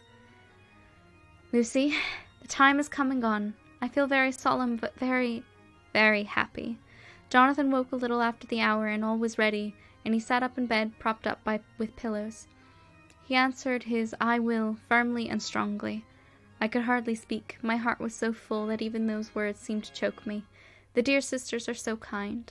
Please, God, I shall never, never forget them, nor the grave and sweet responsibilities I have taken upon me. I must tell you of my wedding present. When the chaplain and sisters had left me alone with my husband, oh, Lucy, it was the first time I have written the words "my husband." Left me alone with my husband, I took the book from under his pillow and wrapped it up in white paper and tied it with a little bit of pale blue ribbon which was round my neck, and sealed it over the knot with sealing wax. And for my seal I used my wedding ring. Then I kissed it and showed it to my husband, and told him that I would keep it so, and that it would be an outward and visible sign for us all our lives that we trusted each other, and that I would never open it unless it were for his own dear sake, or for the sake of some stern duty. Then he took my hand in his, and oh, Lucy, it was the first time he took his wife's hand, and said that it was the dearest thing in all the wide world, and he would go through all the past again to win it if need be. The poor dear meant to have said a part of the past, but he cannot think of time yet, and I shall not wonder if at first he mixes up not only the month but the year. Well, my dear, what could I say? I could only tell him that I was the happiest woman in all the wide world, and I had nothing to give him except myself, my life, and my trust, and that with these went my love and duty for all the days of my life. And, my dear, when he kissed me and drew me into his poor weak hands, it was like a very solemn pledge between us. Lucy, dear, do you know why I tell you all this? It is not only because it is all sweet to me, but because you have been and are very dear to me. It was my privilege to be your friend and guide when you came from the schoolroom to prepare for the world of life. I want you to see now, and with the eyes of a very happy wife, whither duty has led me, so that your own married life, too, may be happy as I am. My dear, please, Almighty God, your life may be all it promises, a long day of sunshine, with no harsh wind, no forgetting duty, no distrust. I must not wish you no pain, for that can never be, but I do hope you will be always as happy as I am now. Goodbye, my dear. I shall post this at once, and perhaps write to you very soon again. I must stop, for Jonathan is waking. I must attend to my husband. Your ever-loving Mina Harker. Letter. Lucy Westenra to Mina Harker, Whitby, 30th of August. My dearest Mina, oceans of love and millions of kisses, and may you soon be in your own house with your husband. I wish you could be coming home soon enough to stay with us here. The strong air would soon restore Jonathan. It has quite restored me. I have an appetite like a cormorant, and am full of life and sleep well. You will be glad to know that I have quite given up walking in my sleep. I think I have not stirred out of my bed for a week. That is when I got into it at night. Arthur says I'm getting fat. By the way, I forgot to tell you that Arthur is here. We have such walks and drives and rides and rowing and tennis and fishing together, and I love him more than ever. He tells me that he loves me more, but I doubt that, for at first he told me that he couldn't love me more than he did then. But this is nonsense. There he is, calling me.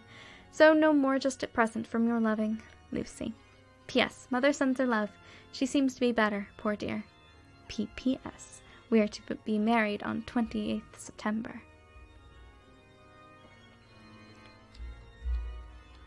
Dr. Seward's Diary, 20th August. The case of Renfield grows even more interesting. He is now so far quieted that there are spells of cessation from his passion. For the first week after his attack, he was perpetually violent. Then, one night, as the moon rose, he grew quiet and kept murmuring to himself, "Now I can wait, now I can wait." The attendant came to tell me, so I ran down at once to have a look at him. He was still in the strait waistcoat and in the padded room, but the suffused look had gone from his face, and his eyes had something of their old pleading. I might also say, cringing? Softness. I was satisfied with his present condition and directed him to be relieved. The attendants hesitated, but finally carried out my wishes without protest. It was a strange thing that the patient had humor enough to see their distrust, for, coming close to me, he said in a whisper, all the while looking furtively at them, "They think I could hurt you. Fancy me hurting you? The fools!" It was soothing somehow to the feelings to find myself dissociated even in the mind of this poor madman from the others. But all the same, I do not follow his thought. Am I to take it that I have nothing in common with him, so that we are, as it were, to stand together? Or has he to gain from me some good so stupendous that my well-being is needful to him? I must find out later on. Tonight he will not speak. Even the offer of a kitten or even a full-grown cat will not tempt him. He will only say, "I do not take any stock in cats. I have more to think of now, and I can wait. I can wait." After a while I left him. The attendants tell me he was quiet until just before dawn, and then he began to get uneasy and at length violent, until at last he fell into a paroxysm which exhausted him, so that he swooned into a sort of coma. 3 nights has the same thing happened. Violent all day, then quiet from moonrise to sunrise.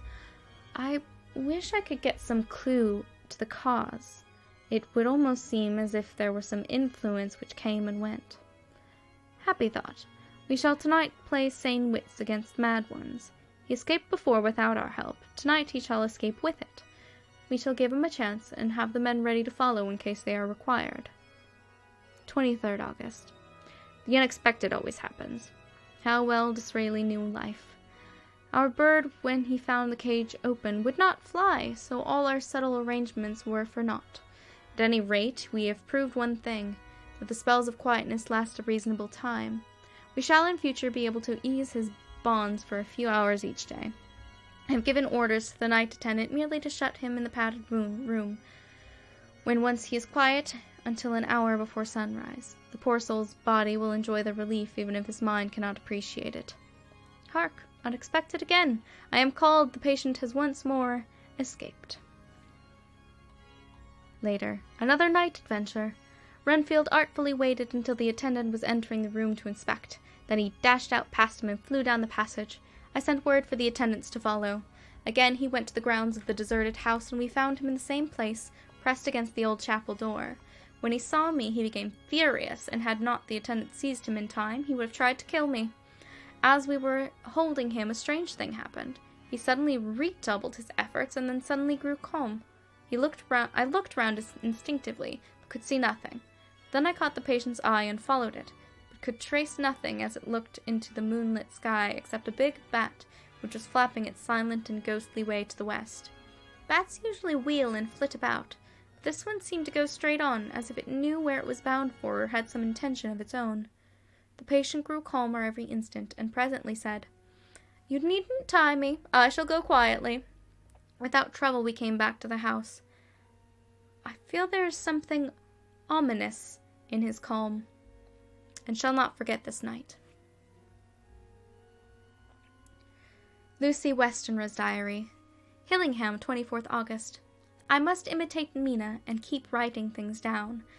Then we can have long talks when we do meet. I wonder when it will be. I wish she were with me again, for I feel so unhappy. Last night I seemed to be dreaming again just as I was at Whitby. Perhaps it is the change of air, or getting home again. It is all dark and horrid to me, for I can remember nothing, but I am full of vague fear, and I feel so weak and worn out. When Arthur came to lunch, he looked quite grieved when he saw me, and I hadn't the spirit to try to be cheerful. I wonder if I could sleep in Mother's room tonight. I shall make an excuse and try. 25th August. Another bad night. Mother did not seem to take my proposal. She seems not too well herself, and doubtless she fears to worry me. I tried to keep awake and succeeded for a while, but when the clock struck 12 it waked me from a doze, so I must have been falling asleep.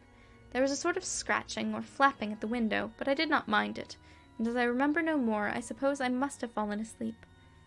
More bad dreams. I wish I could remember them. This morning I am horribly weak.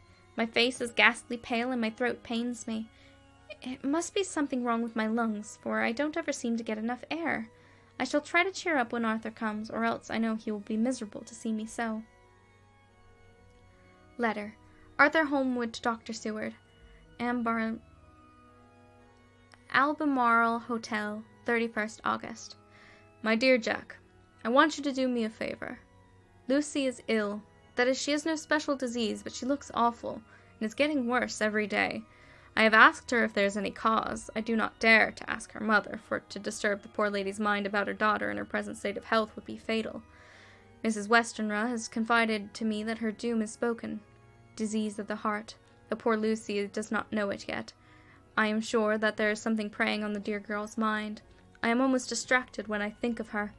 To look at her gives me a pang. I told her I should ask you to see her, and though she demurred at first, I know why, old fellow, she finally consented. It will be a painful task for you, I know, old friend, but it is for her sake, and I must not hesitate to ask, or you to act.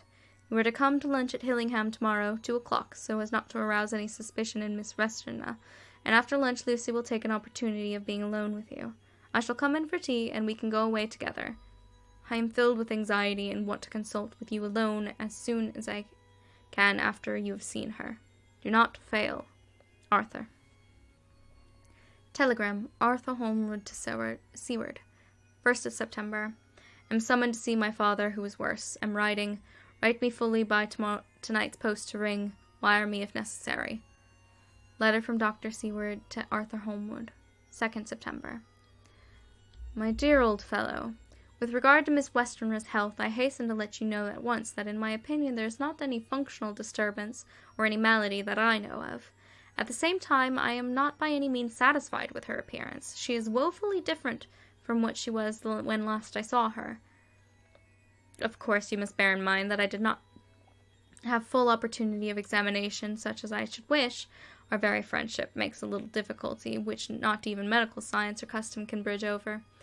I had better tell you exactly what happened, leaving you to draw in measure your own conclusions. I shall then say what I have done and propose doing. I found Miss Westenra in seemingly gay spirits. Her mother was present, and in a few seconds I made up my mind that she was trying all she knew to mislead her mother and prevent her from being anxious. I have no doubt she guesses, if she does not know, what need of caution there is. We lunched alone, and we all exerted ourselves to be cheerful. We got, as some kind of reward for our labors, some real cheerfulness amongst us. Then Mrs. Westenra went to lie down, and Lucy was left with me. We went into her boudoir, and till we got there her gaiety remained, for the servants were coming in and going. As soon as the door was closed, however, the mask fell from her face, and she sank down into a chair with a great sigh, and hid her eyes with her hand. When I saw that her high spirits had failed, I at once took advantage of her reaction to make a diagnosis. She said to me very sweetly, "I cannot tell you how I loathe talking about myself." I reminded her that a doctor's confidence was sacred, but that you were grievously anxious about her. She caught on to my meaning at once and settled that matter in a word. "Tell Arthur everything you choose. I do not care for myself, but all for him. So I am quite free."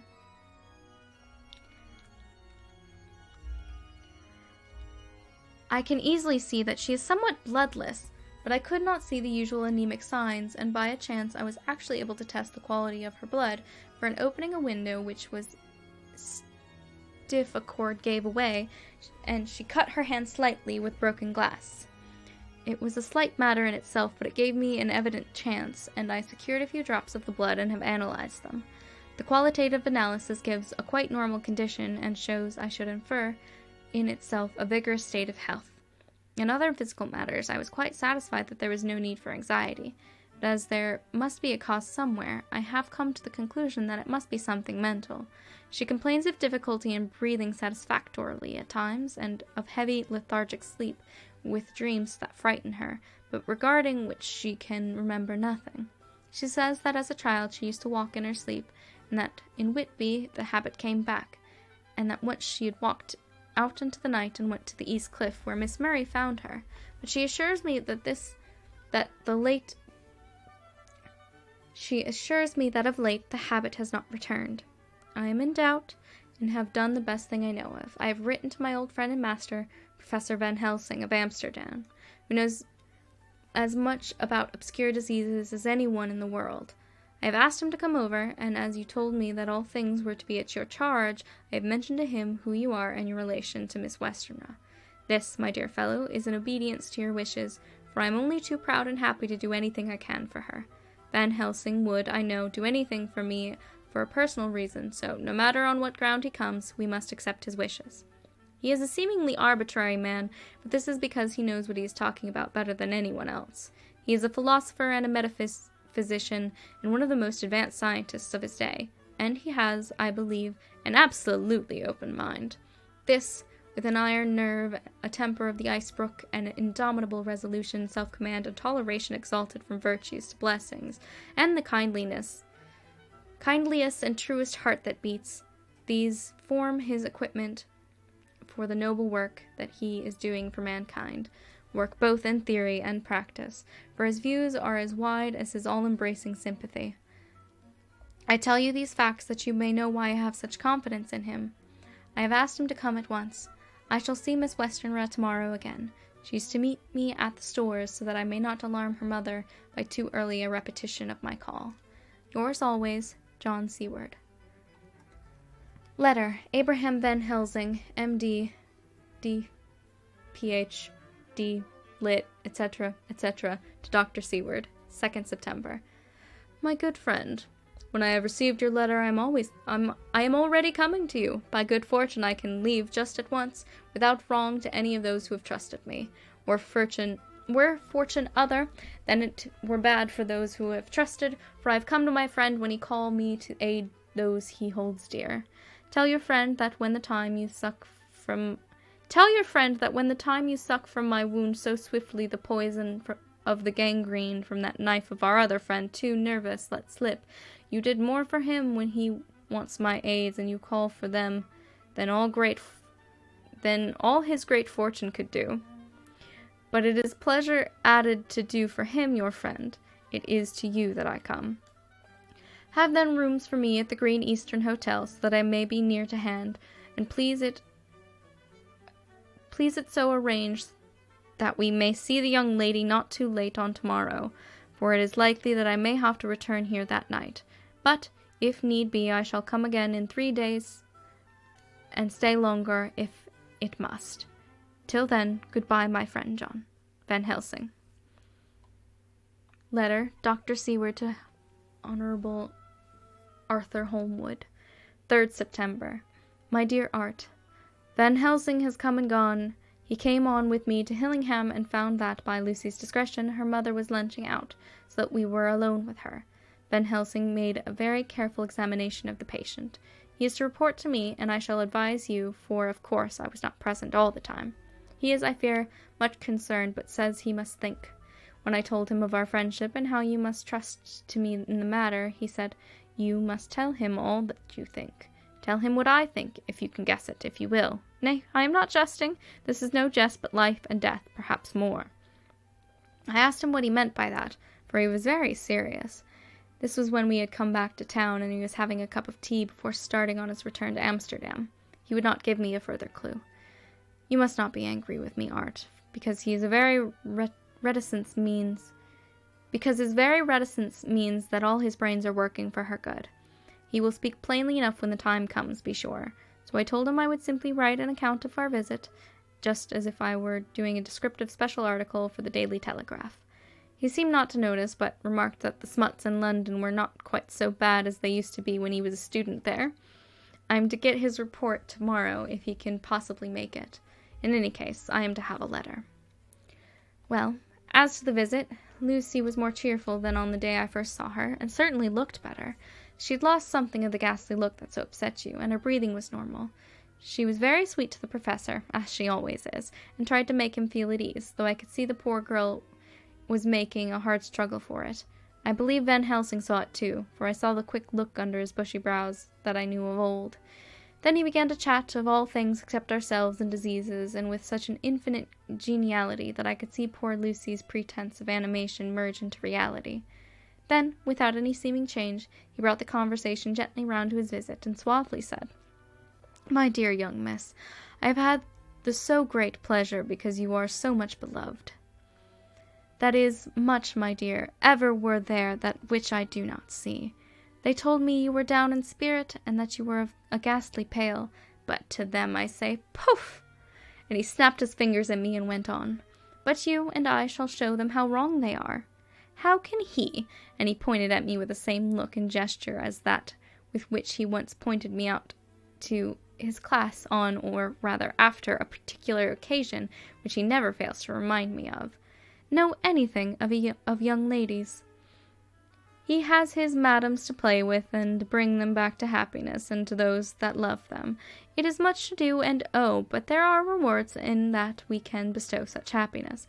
But the young ladies! He has no wife nor daughter, and the young do not tell themselves to the young, but to the old, like me, who have always known so many sorrows and causes of them. So, my dear, we will send him away to smoke the cigarette in the garden, whilst you and I talk all to ourselves."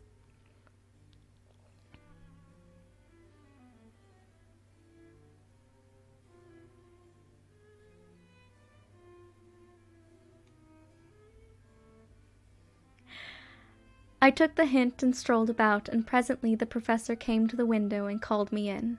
He looked grave, but said, "I have made careful examination, but there is no functional cause. With you I agree that there has been much blood lost. It has been, but is not. But the conditions of her are in no way anemic. I have asked her to send me her maid, that I may ask just 1 or 2 questions, so that I may not chance to miss nothing. I know well that she will say, 'And yet there is cause. There is always cause for everything. I must go back home and think. You must send to me the telegram every day, and if there be cause I shall come again. The disease for not to be all well is a disease, interests me, and the sweet young dear, she interests me too. She charmed me, and for her, if not for you or disease, I come. As I tell you, he would not say a word more, even when we were alone. And so now, Art, you know all I know. I shall keep stern watch. I trust your poor father is rallying. It must be a terrible thing to you, my dear fellow, to be placed in such a position between 2 people who are both so dear to you. I know your idea of duty to your father, and you are right to stick to it, but, if need be, I shall send you word to come at once to Lucy, so do not be over anxious unless you hear from me."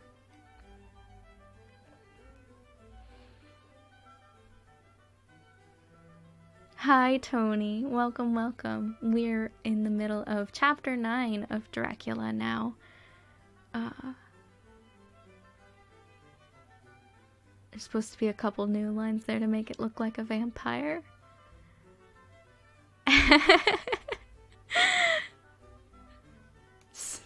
I love it. Thank you. Look at that vampire.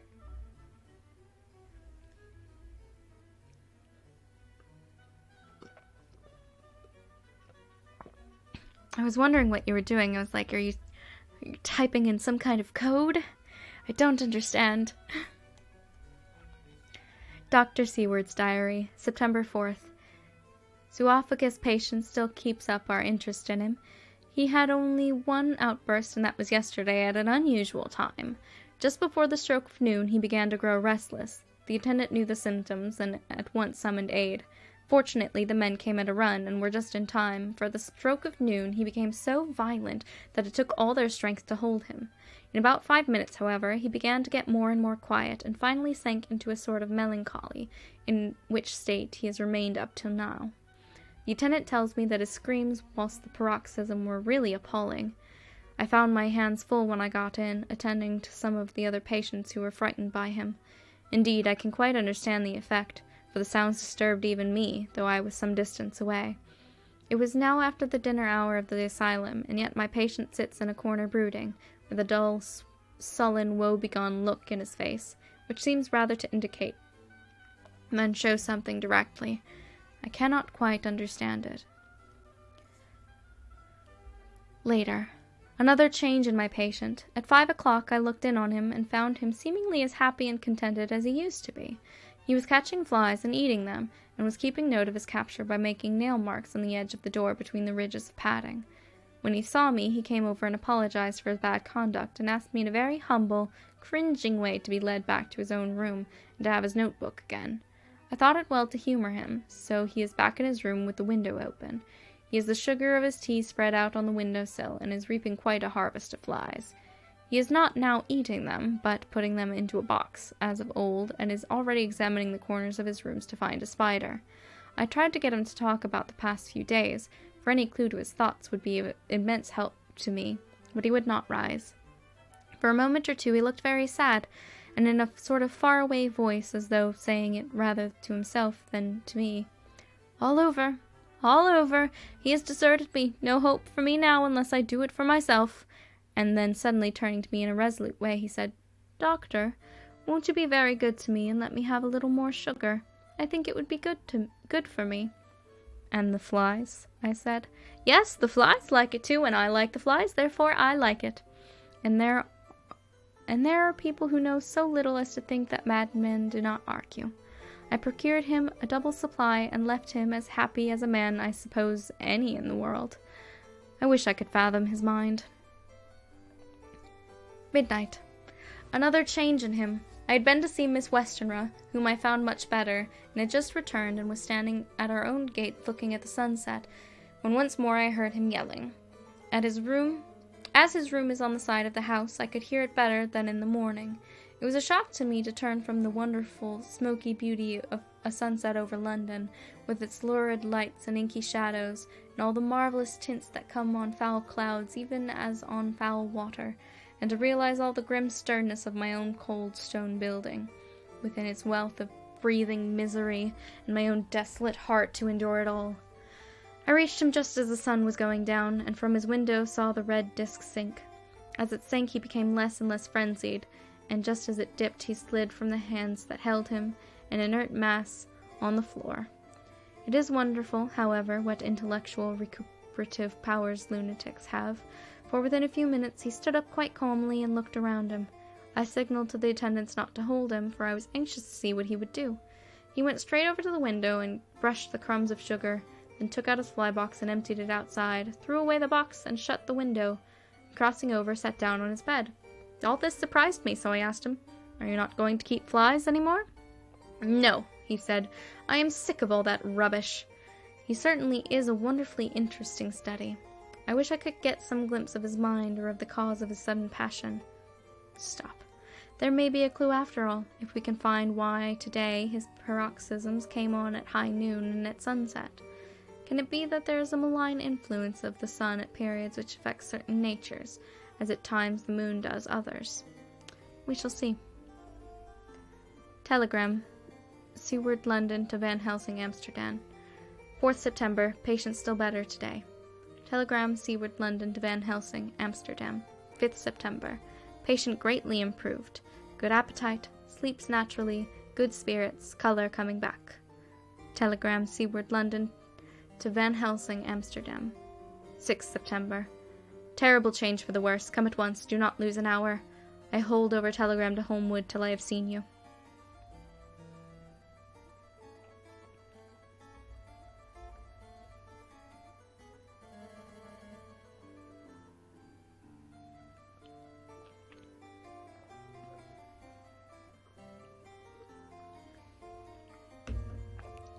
Chapter 10. Letter. Dr. Seward to Honorable Arthur Holmwood. 6th September. My dear Art, my news today is not so good. Lucy this morning has gone back a bit. There is, however, one good thing which has arisen from it. Mrs. Westenra was naturally anxious concerning Lucy, and has consulted me professionally about her. I took advantage of the opportunity, and told her that my old master, Van Helsing, the great specialist, was coming to stay with me, and that I would put her in his charge conjointly with myself. So now we can come and go without alarming her unduly, for a shock to her would mean sudden death, and this, in Lucy's weakened condition, might be disastrous to her.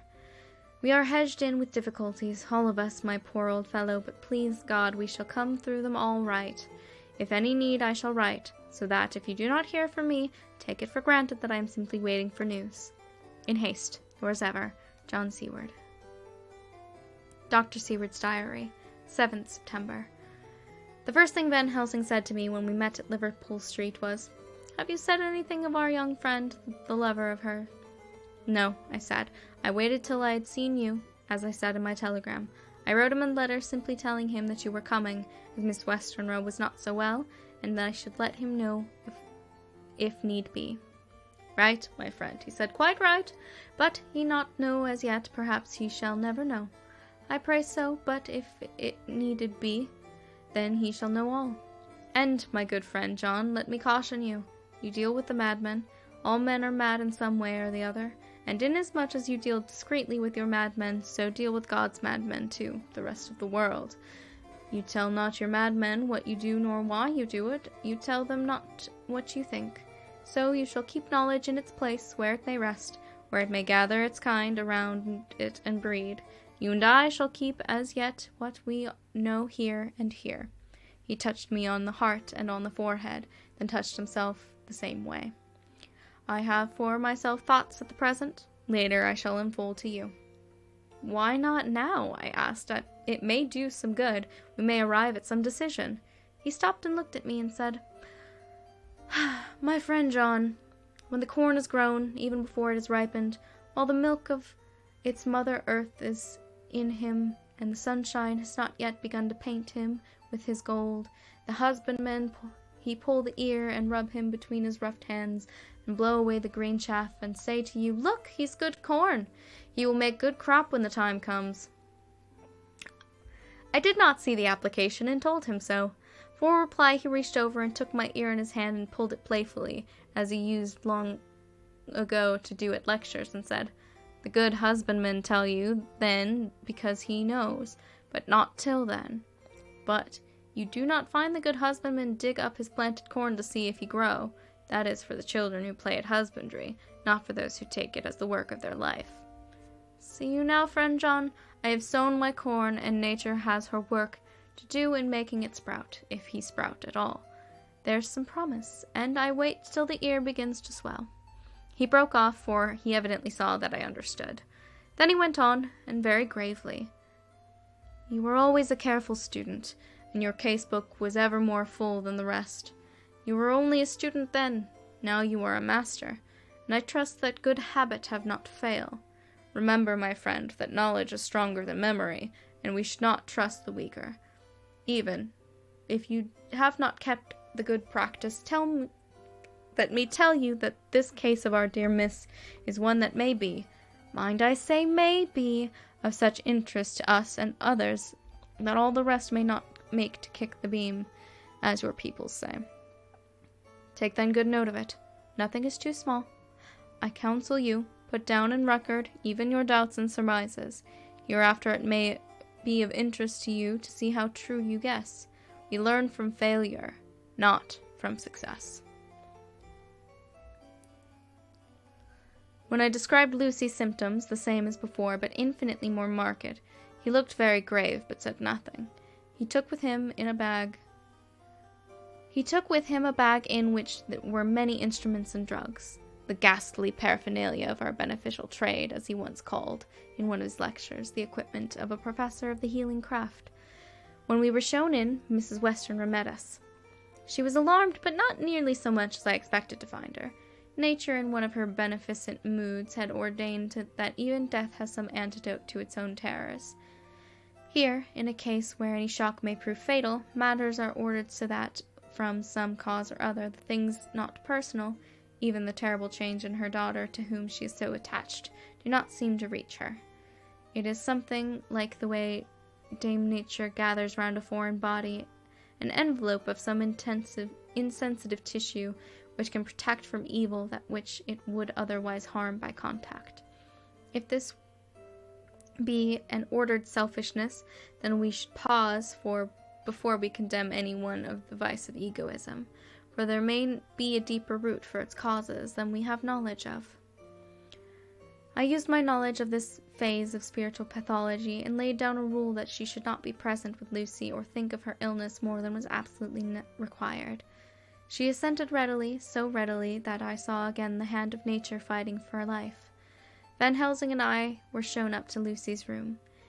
If I were shocked when I saw her yesterday, I was horrified when I saw her today. She was ghastly, chalkily pale. The red seemed to have gone even from her lips and gums, and the bones of her face stood out prominently. Her breathing was painful to see or hear. Van Helsing's face grew set as marble, and his eyebrows converged till they almost touched over his nose. Lucy lay motionless, and did not seem to have strength to speak, so for a while we were all silent.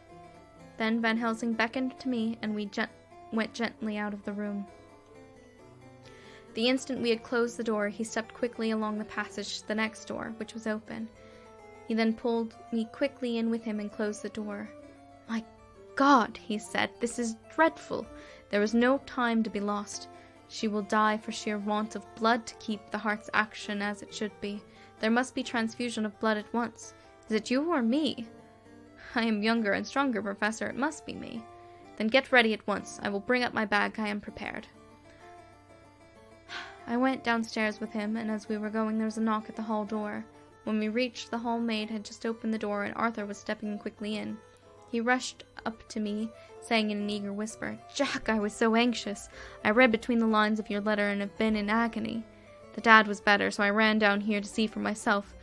Is not that gentleman Dr. Van Helsing? I am so thankful to you, sir, for coming."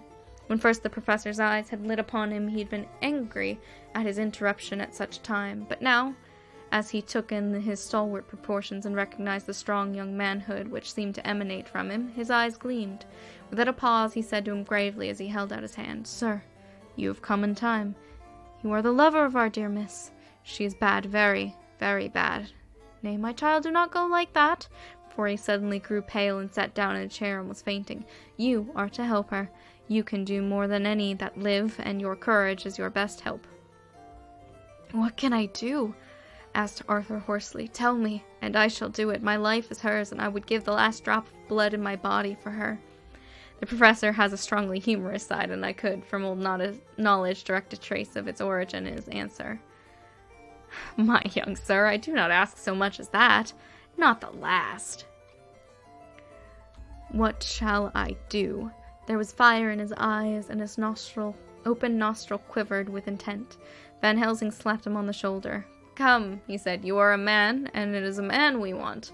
You are better than me, better than my friend John." Arthur looked bewildered, and the professor went on by explaining in a kindly way. "Young miss is bad, very bad. She wants blood, and blood she must have or die. My friend John and I have consulted, and we are about to perform what we call transfusion of blood, to transfer from full veins to one to the empty veins which pine for him. John was to give his blood, as he is more young and strong than me." Here Arthur took my hand and wrung it in hard silence. "But now you are here, you are more good than us, old or young, who toil much in the world of thought. Our nerves are not so calm, and our blood not so bright as yours." Arthur turned to him and said, "If only you knew how gladly I would die for her, you would understand." He stopped with a sort of choke in his voice. "Good boy," said Van Helsing. "In the not so far off you will be happy that you have done all for her you love. Now, come now and be silent. You shall kiss her once again before it is done, and then you must go. And you must leave at my sign. Say no word to madam. You know how it is with her. There must be no shock. Any knowledge of this could be one. Come." We all went to Lucy's room. Arthur, by direction, remained outside.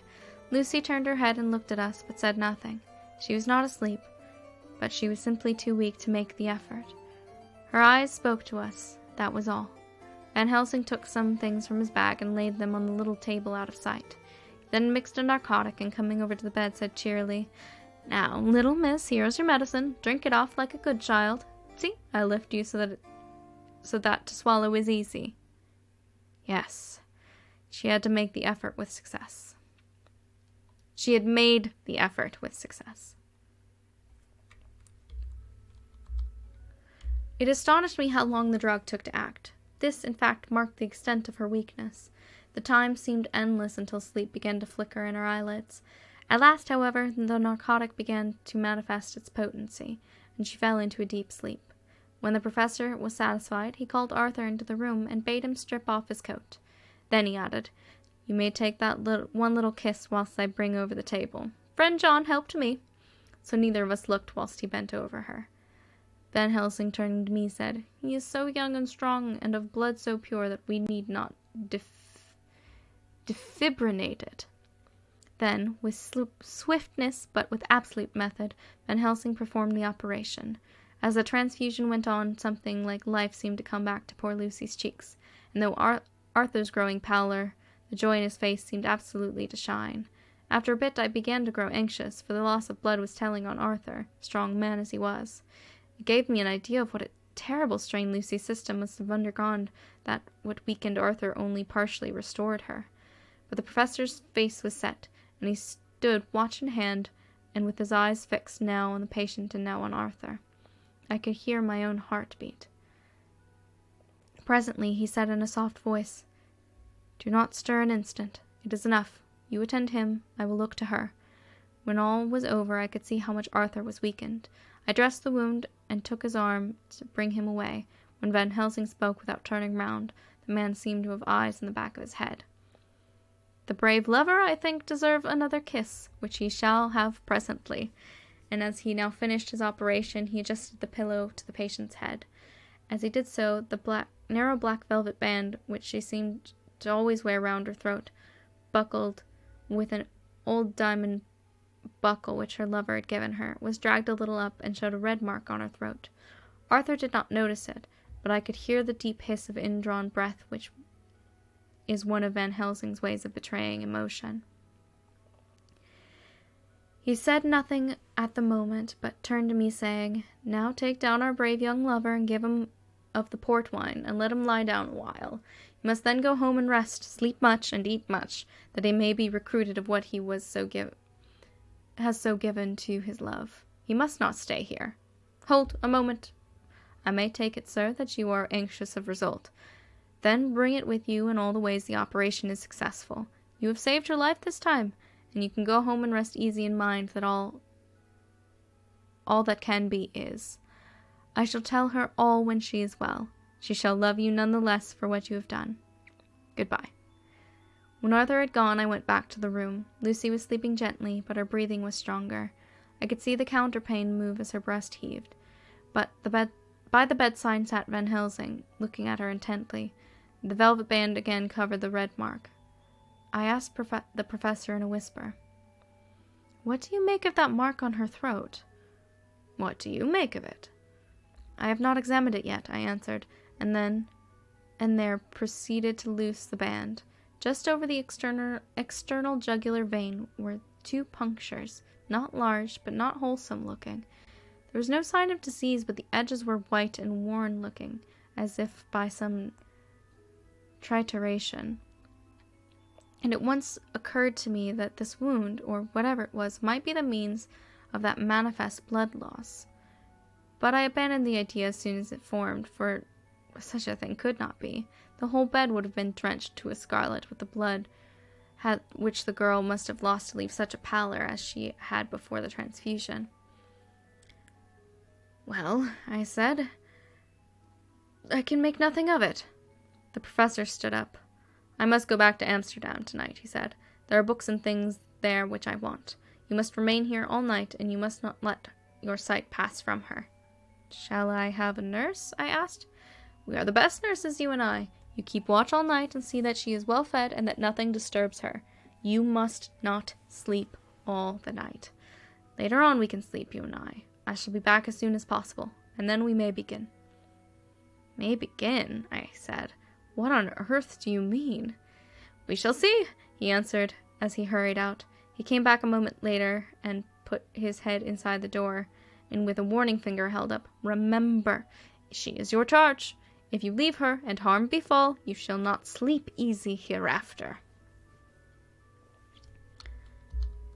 Dr. Seward's diary continued. 8th September. I sat up all night with Lucy. The opiate worked itself off toward dusk, and she waked naturally. She looked a different being from what she had been before the operation. Her spirits even were good, and she was full of a happy vivacity, but I could see evidences of the absolute prostration which she had undergone. When I told Mrs. Westenra that Dr. Van Helsing had directed that I should sit up with her, she almost pooh-poohed the idea, pointing out her daughter's renewed strength and excellent spirits. I was firm, however, and made preparations for my long vigil. When her maid had prepared her the night I came in, having in the meantime had supper, and took a seat beside the bedside. She did not in any way make objection, but looked at me gratefully whenever I caught her eye. After a long spell she seemed sinking off to sleep, but with an effort seemed to pull herself together and shook it off. This was repeated several times, with greater effort and with shorter pauses as time moved on. It was apparent she did not want to sleep, so I tackled the subject at once. "You do not want to go to sleep?" "No. I am afraid." "Afraid to go to sleep? Why so? It is the boon we all crave for." "Ah, not if you were like me. If sleep was to you the presage of horror." "A presage of horror? What on earth do you mean?" "I don't know. Oh, I don't know. And that is what is so terrible. All this weakness comes to me in sleep, until I dread the very thought. But, my dear girl, you may sleep tonight. I am here watching you, and I can promise that nothing will happen." "Ah, I can trust you."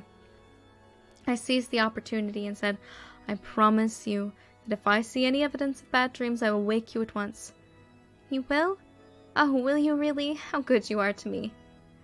"Then I will sleep." And almost at the word she gave a deep sigh of relief and sank back asleep. All night long I watched her. She never stirred, but slept on in a deep, tranquil, life-giving, health-giving sleep. Her lips were slightly parted, and her breast rose and fell with the regularity of a pendulum. There was a smile on her face, and it was evident that no bad dreams had come to disturb her peace of mind. In the early morning her maid came, and I left her in her care and took myself back home, for I was anxious about many things. I sent a short wire to Van Helsing and to Arthur, telling him of the excellent result of the operation. My own work, with its manifold arrears, took me all day to clear off. It was dark when I was able to inquire about my zoophagus patient. The report was good. He had been quite quiet for the past day and night. A telegram came from Van Helsing at Amsterdam whilst I was at dinner, suggesting I should be at Hillingham tonight, as it may be well to be at hand, and stating that he was leaving by the night mail and would join me early in the morning.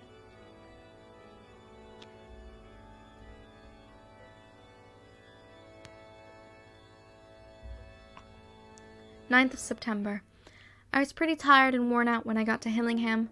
For 2 nights I had hardly a wink of sleep, and my brain was beginning to feel that numbness which marks cerebral exhaustion. Lucy was up and in cheerful spirits. When she shook hands with me, she looked sharply at my face and said, "No sitting up tonight for you. You are worn out.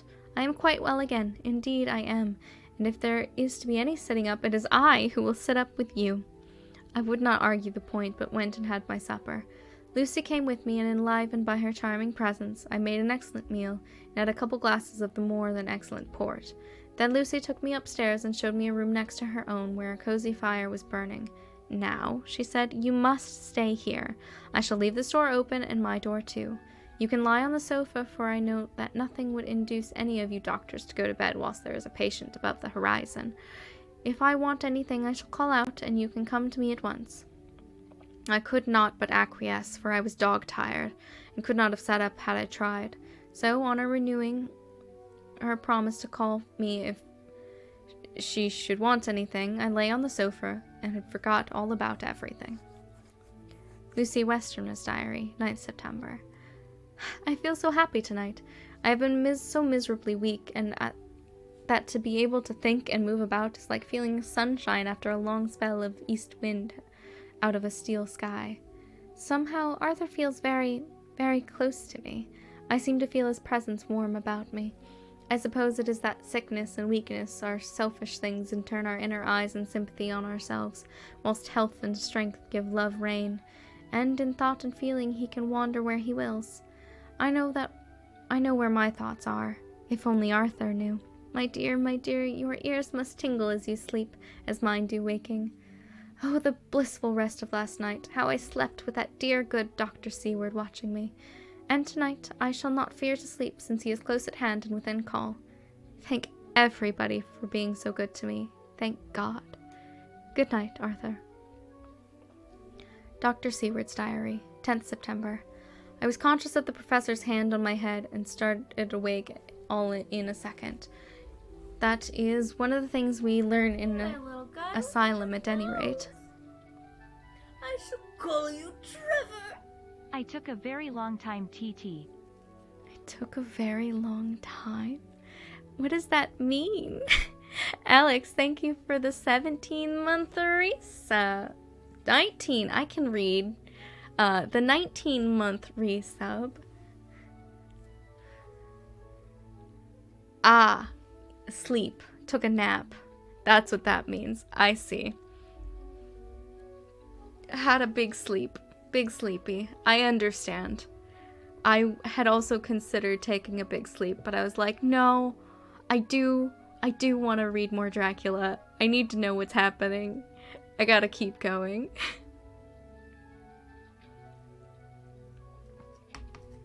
Okay. Dr. Seward's Diary, 10th September. I was conscious of the professor's hand on my head and started awake all in a second. That is one of the things we learn in an asylum at any rate. And how is our patient? Well, when I left her, or rather when she left me, I answered. Come, let us see, he said, and together we went into the room. The blind was down, and I went over to raise it gently, whilst Van Helsing stepped with his soft cat-like tread over to the bed. As I raised the blind and the morning sunlight flooded into the room, I heard the professor's low hiss of inspiration, and knowing its rarity, a deadly fear shot through my heart. As I passed over, he moved back, and his exclamation of horror, Gott in Himmel, needed no enforcement from his agonized face. He raised his hand and pointed to the bed. His iron face was drawn and ashen white. I felt my knees begin to tremble. There on the bed, seemingly in a swoon, lay poor Lucy, more horribly white and wan-looking than ever. Even the lips were white, and the gums seemed to have shrunken back from the teeth, as we sometimes see in a corpse after a prolonged illness. Van Helsing raised his foot to stamp in anger, but the instinct of his life and all that long years of habit stood to him. He put it down again softly. Quick, he said, bring the brandy. I flew to the dining room and returned with the decanter. He wetted the poor white lips with it, and together we rubbed palm and wrist and heart. He felt her heart, and after a few moments of agonizing suspense said, It is not too late. It beats, though but feebly.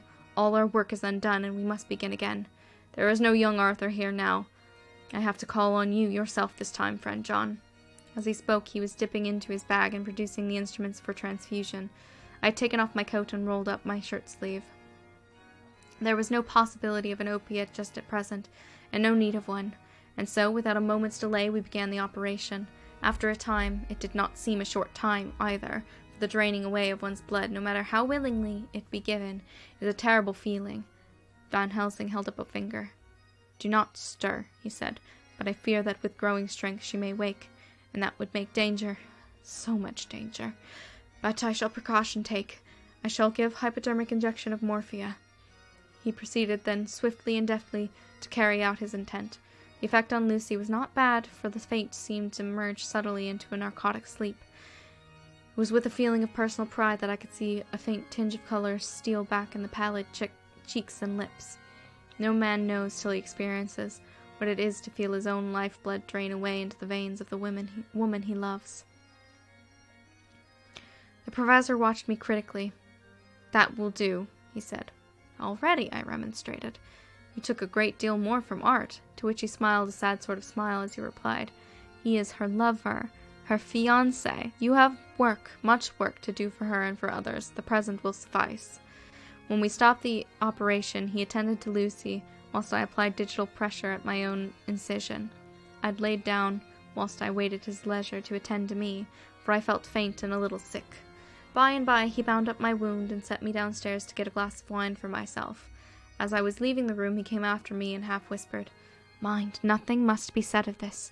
If our young lover should turn up unexpected, as before, no word to him.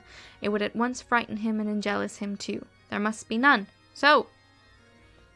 When I came back, he looked at me carefully and then said, "You are not much the worse. Go in the room and lie on your sofa and rest a while. Then have much breakfast and come here to me." I followed his orders, and I knew how right and wise they were. I had done my part, and now my next duty was to keep up my strength. I felt very weak, and in the weakness lost something of the amazement at what had occurred. I fell asleep on the sofa, however, wondering over and over again how Lucy had made such a retrograde movement. Now she could have been drained of so much blood with no sign anywhere to show for it. I think I must have continued to wonder in my dreams, for sleeping and waking my thoughts always came back to the little punctures in her throat and the ragged, exhausted appearance of their edges, tiny though they were. Lucy slept well into the day, and when she woke she was fairly well and strong, though not nearly as much so as the day before. When Van Helsing had seen her, he went out for a walk, leaving me in charge, with strict instructions I was not to leave her for a moment. I could hear his voice in the hall, asking the way to the nearest telegraph office. Lucy chatted with me freely, and seemed quite unconscious that anything had happened. I tried to keep her amused and interested.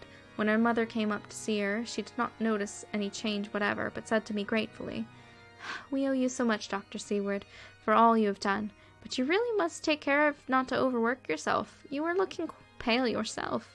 You want a wife to nurse and look after you a bit, that you do." As she spoke, Lucy turned crimson, though it was only momentarily, for her poor wasted veins could not stand for long such an unwonted drain to the head. The reaction came in excessive pallor as she turned imploring eyes on me. I smiled and nodded and laid my finger to my lips. With a sigh, she sank back amid her pillows. Van Helsing returned in a couple of hours and presently said to me, "Now you go home and eat much and drink enough. Make yourself strong. I stay here tonight, and I shall sit up with the little miss myself. You and I must watch the case, and we must have none other to know. I have grave reasons." "No, do not ask them. Think what you will. Do not fear to think even the most not probable. Good night." In the hall, two of the maids came to me and asked if they or either of them might not sit with Miss Lucy.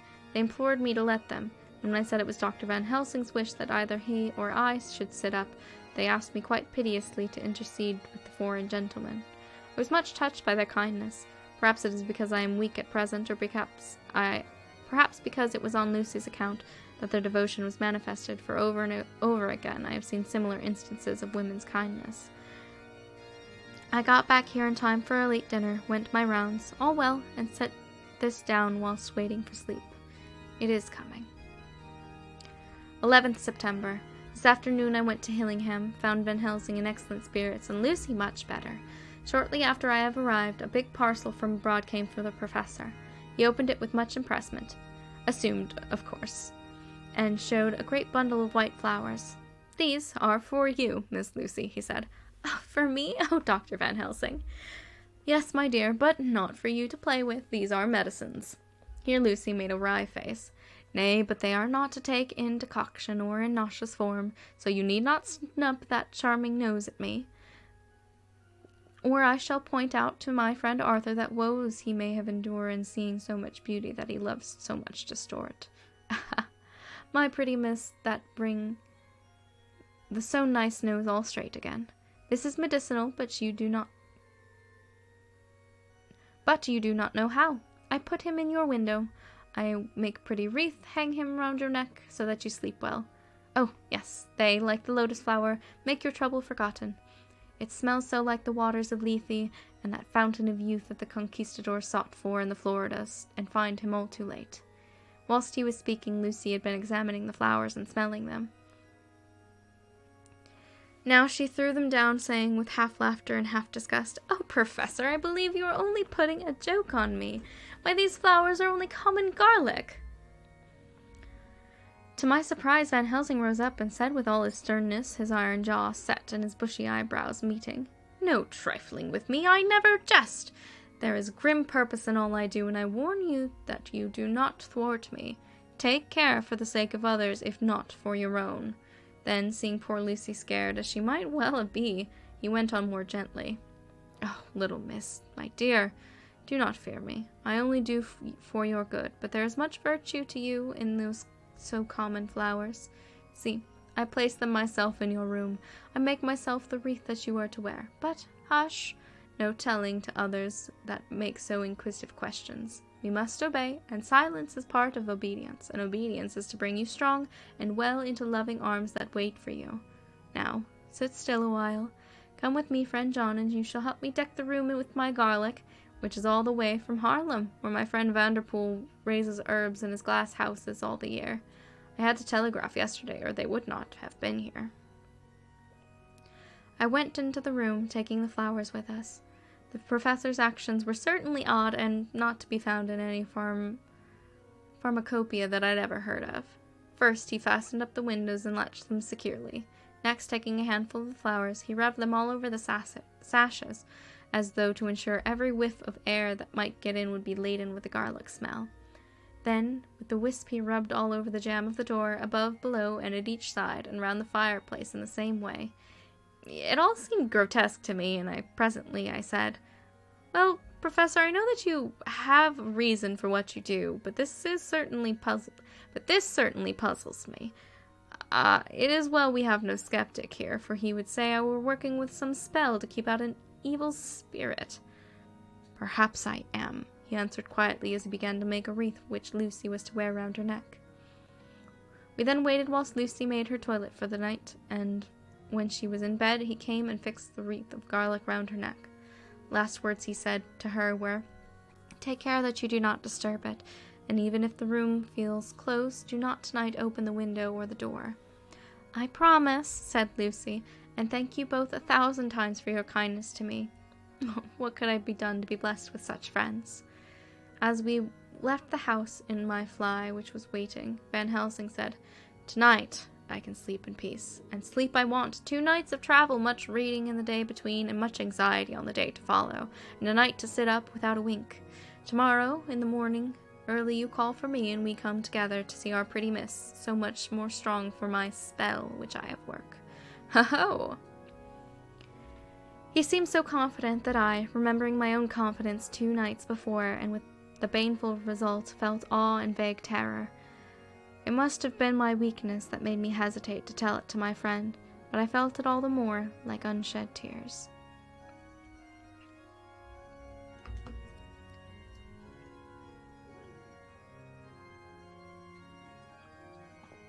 Ugh.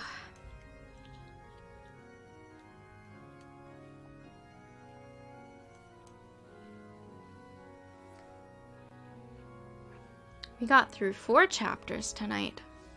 Look at us go. I can feel it once again in my throat.